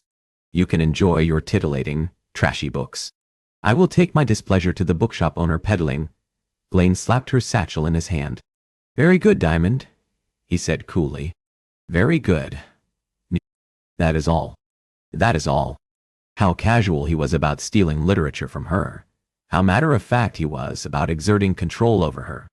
Hatred burned in her veins, threatening to set her afire from within. "Damn you and your efforts to stamp out joy," she said tightly. She yanked her attention away from this man, whom she so despised. The footman held his fingers out once more, and this time she took them, ignoring the pitying glimmer in the servant's eyes. She made a slow, purposeful march up the stone steps, sailed through the front door, and climbed the stairs, feeling her father's eyes upon her the whole way. Only when she reached the hall did she let her shoulders sag, and with a silent sob, Glane took flight, racing as fast as her legs could carry her. She yearned to run away from this place, and her father, and the threats he'd made, and from the pain of having her relationship with Abaddon severed, and the misery of not even having the freedom to read whatever books she wished to read. Glane stumbled into her chambers. The moment she was inside, she collapsed against the solid oak panel of the closed-door borrowing support where she could. Her chest and shoulders heaved as she fought to breathe through the pain of it all. She believed all men were like her father, that they all sought to control and prevent a woman from having any freedom to exercise her thoughts and mind, until she'd met Abaddon. He not only challenged her to think more broadly, but to explore philosophers and authors whom she'd never ever thought to read, because she'd not known those works could make her feel as they had. Her mind free, and at the same time whirring with the magic of newly discovered ideas and thoughts she'd never before considered, because of her previous ignorance. Abaddon had introduced her to thinkers and theories that made her see the world and her place in it in a whole new way, which was no doubt why weaker men wished to bury those books and starve women of the possibilities presented on those pages, so that they never hungered for more. After all, one could not know the sweetness of chocolate without having tasted it upon their tongue. Abaddon didn't seek to oppress Glane, but rather encouraged her to find her voice and speak it freely. He had debated with her and talked with her, and for the first time, since her mother had been ripped from her life, she'd felt free to share parts of herself with another person. Tears welled in her eyes, and this time, she didn't fight them. This time, she welcomed the freedom that came in simply feeling and surrendering to her pain at the inequity that was a woman's life, at losing her books, at losing Abaddon. A tortured moan slipped from her lips, and she hugged her arms close, tightly around her middle, squeezing herself in a bid to tamp out some of this misery. Her efforts proved futile. She would never stop wanting him, nor loving him. Because yes, she did love him. She didn't even fight that realization. A hesitant knock sounded at her door, and she straightened. Her father. Glane. Her sister ventured, and some of the tension left her. She smoothed her shaking palms over her face. "Enter." The panel opened, and her brother and sister stepped forward hesitantly. When Opal closed the door, she looked at Glane. Her words faded. "You're crying," she whispered, and their brother blanched, tugging sharply at his cravat. I've never seen you cry." Yes, because she'd buried away all emotion. No more. Her father might control her in so many ways, but he'd not have this hold over her too. Flint looked over his little shoulder at the door covetously, and grunted when Opal grabbed him by the arm and jerked him forward. "What is that for?" he demanded. "You look like you want to leave." "I don't want to leave," he groused, shifting back and forth on his feet. "I'm Glenn's brother. It's my responsibility to protect her." No, it was her responsibility to protect them, and that was what she'd been doing all these years, and she'd never stop. She reached out, grabbed them both, and pulled them into her arms. Opal and Flint immediately folded theirs about Glenn. "What's that for?" Her brother's muffled response came buried against the fabric of her dress. "I was wrong," Glenn whispered, drawing them closer, clinging to them. "About so much. Mr. Grimoire, and his library." She made herself release them from her arms but placed her hands upon her sister's little shoulders. Glenn crouched slightly so she could look the smaller girl in the eyes. "I want you to continue going there. I will protect you." She might not be able to return, but her sister could, and more importantly, her sister would. Glenn looked over at Flint. "I'll protect both of you." Soon enough he'd return to Eton, but until he did, and while he was here, she'd look after him too. "Hey now," he said gruffly. "That's my job." "Our job," Opal shot back, tossing a glare her brother's way. "It's not," Glenn said gently, both touched and grateful for the evidence of their love. Opal drew back. She passed a stricken gaze over Glenn's face. "But what about you?" She forced a smile, the gesture feeling strained on her muscles. "I saw everything I needed to see," she lied. "It was enough. It would never be enough." Fire lit Opal's eyes. "I don't believe that. I believe you care very much about the library and Mr. Grimoire. In fact, I believe you've fallen in love with him." Her sister's words hit Glenn squarely in the chest, and she recoiled from hearing another person her sister speak them aloud. Something in that made it more real, and hearing this particular someone say it aloud only reinforced how impossible it was to love Abaddon, as nothing more could come of that relationship. The fight and life drained from her being, and Glenn slid slowly onto the floor, borrowing support from the door panel. Opal hesitated, and then joined her on the floor, with a reluctant Flint sliding onto the other side of Glenn. "You don't deny it," Opal ventured tentatively. It wasn't a question, and even if it had been, Glenn didn't have the emotional energy to answer. Opal rested her head upon Glenn's shoulder, and Glenn closed her eyes, angling her head towards her sister's. Alas, her sister hadn't ever been comfortable or content with silence. "You should marry him, you know." A sharp, pained laugh exploded from Glenn's lips. "What?" Opal said defensively. "You should." The girl looked to their brother. "Isn't that right, Flint?" "Quite. He makes you happy, and there's nothing more important than you, and Opal are more important. And if I marry, I won't be here with you." Her sister proved relentless. "But we don't want you to be here just because of us. Isn't that right, Flint?" The boy nodded. "Certainly not." "See," Opal said earnestly. "We don't want you to not marry the man you love. It is done, Opal," she said with a gentle insistence. "It is done," she repeated, as much for herself as for her sister and brother. It was done. The memory of the books she'd read and the time she'd spent with Abaddon would be enough. They had to. Chapter 13. She'd stopped coming. She'd sent around a polite enough note, thanking him for the time he'd spent elucidating her as to the nature of his establishment, and the enjoyable time she'd spent there not with him, specifically, and had assured him that she'd seen all she'd needed to see.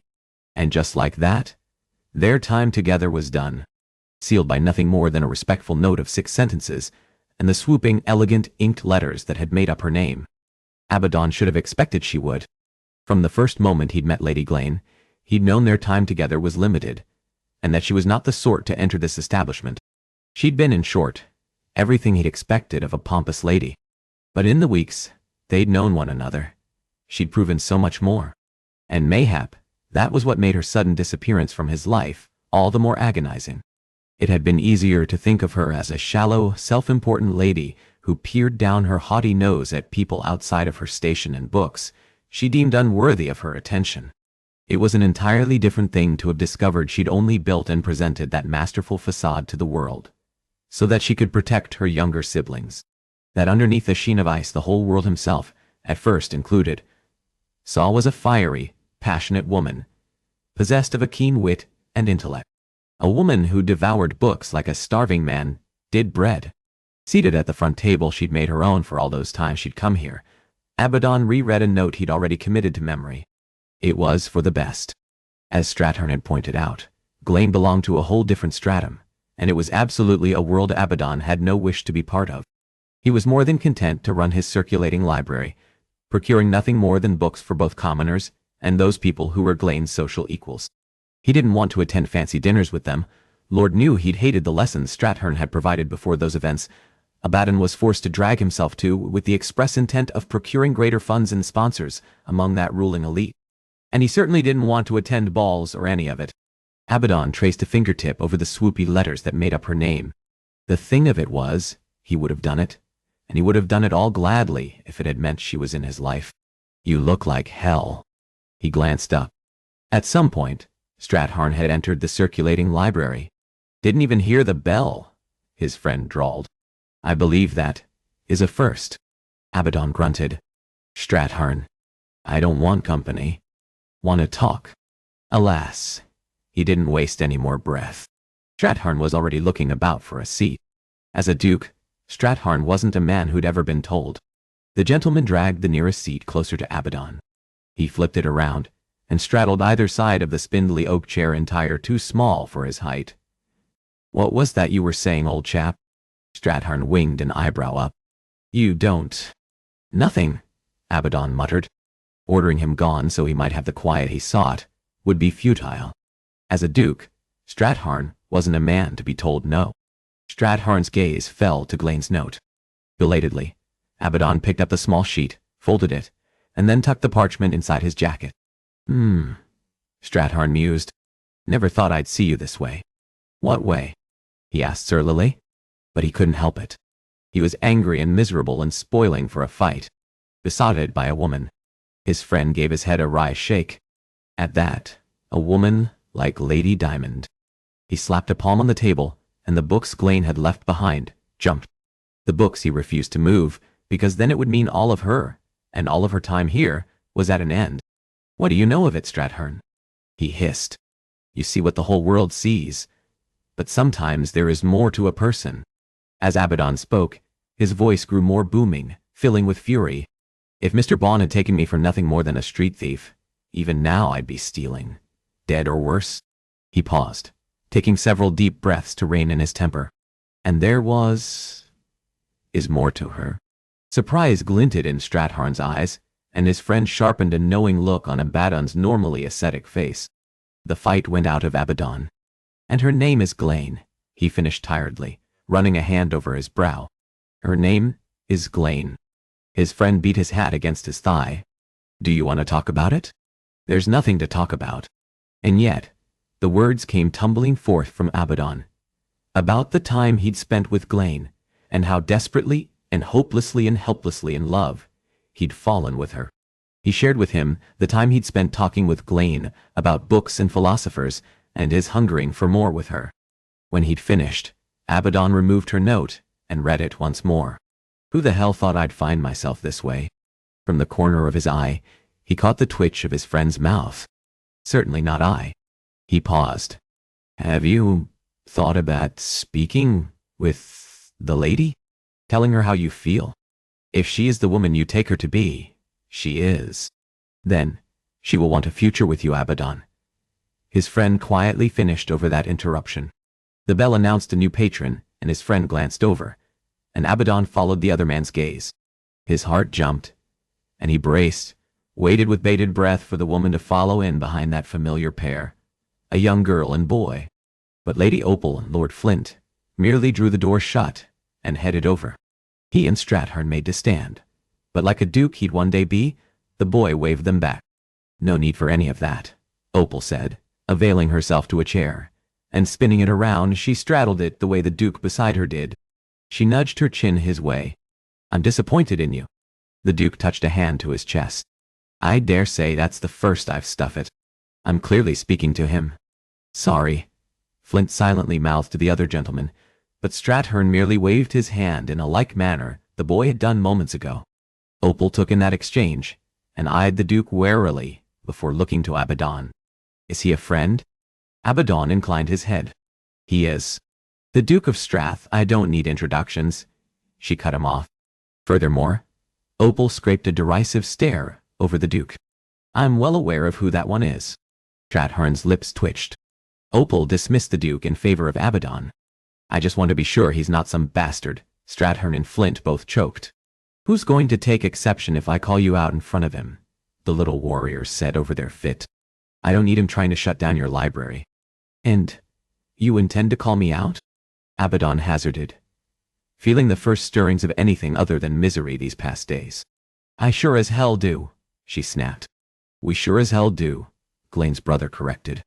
Hush! Ah! The girl scolded like a governess. She fixed her fury back on Abaddon.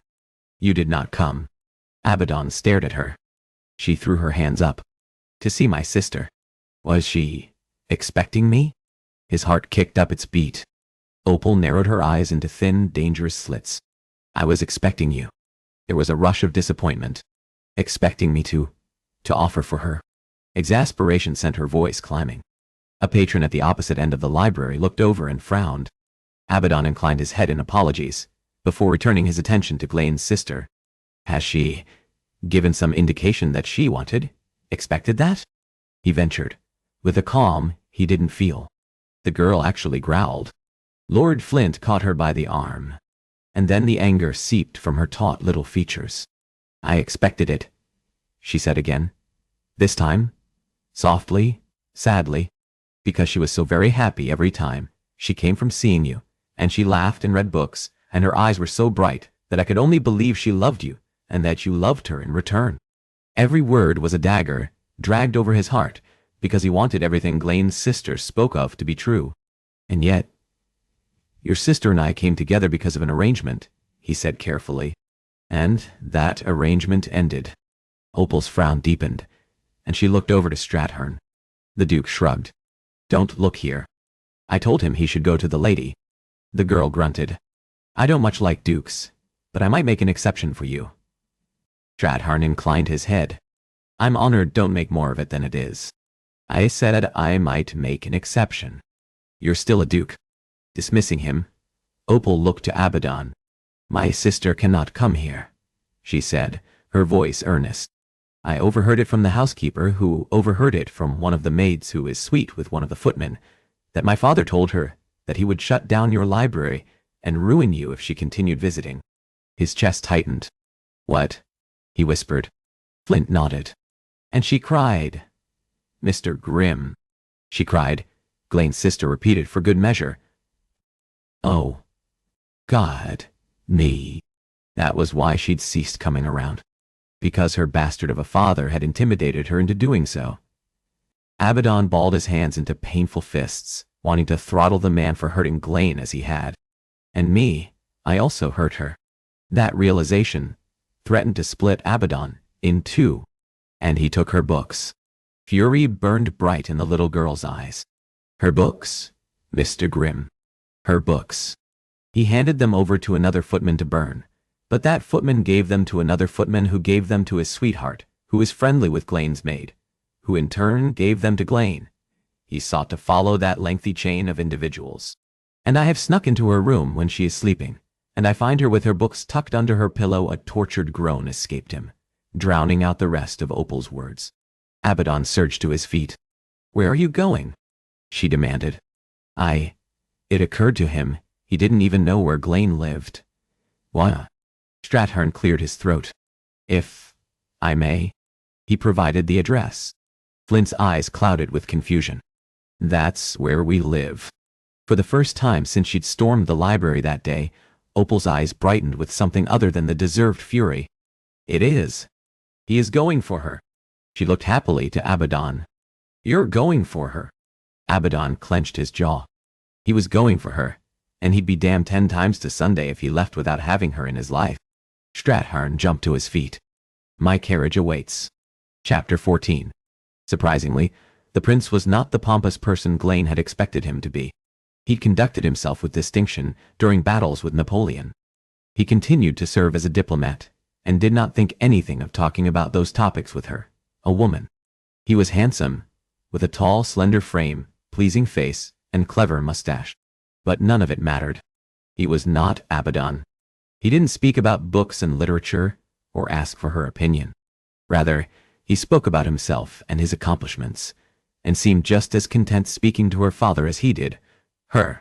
At that particular moment, the prince sat across from the duke, both men speaking about matters of horseflesh. As they did, she welcomed the reprieve from having to be polite and pretend to be interested in him and whatever he spoke about. Her gaze drifted over to the window. The curtains had been drawn back, which placed the grey London sky on display. Then she saw it. A single flake. So faint, she may as well have imagined it. So small she blinked, but when she opened her eyes again and looked, there was another. And another. As the men's conversation droned on, her mind drifted to another day not so very long ago, but also one that may as well have been a lifetime past. To the time she and Abaddon had frolicked in the fields of snow, hurling snowball as their laughter had echoed on the still winter air. She registered the frantic flurry of footfalls and looked up, just as the door was drawn open, and the family butler revealed the quartet behind him. Her gaze bypassed the duke and her siblings for the tall, powerful man whose presence commanded greater than any mere title could. Her heart tripled its beat. Abaddon, she whispered, his name emerging noiseless. A smile twinkled in the old butler's eyes. "A Mr. Grimoire to see Lady Diamond," the butler announced in his slightly nasally tones. "What is the meaning of this?" her father demanded, surging to his feet. "We are entertaining." Abaddon stepped into the room. "You forgot something, Glane," he called, easily overpowering her father's lofty tirade. Reaching inside his jacket as he came forward, he stopped before her and withdrew a book. She stared dumbly at the title she'd left behind that day. "Oh," she said, deflated. His gaze locked with hers. "And you forgot something else, ma'am." His quiet pronouncement slammed into her, and incapable of words, she shot her eyes up to meet his. Abaddon sank onto a knee beside her. "Get away from her this instant," her father shouted. Thumping a fist on the arm of the chair, he thundered for footmen. Abaddon ignored him. "Every day since you've been gone, I've missed you," he said quietly, stroking her cheek. Closing her eyes, Glane leaned into that bold, familiar, and magical touch. "I've missed your smile and debating you. I've missed watching you scour shelves and I miss the way you dog-ear your pages." He paused, and she opened her eyes. "I love you, Glane, and I want to spend every day of our lives continuing to make you smile and finding out everything there is to know about you." Her chest quickened, and tears filled her eyes. "You love me," she whispered. "And it is my hope that you can one day love me. I love you," she rasped, launching herself at Abaddon.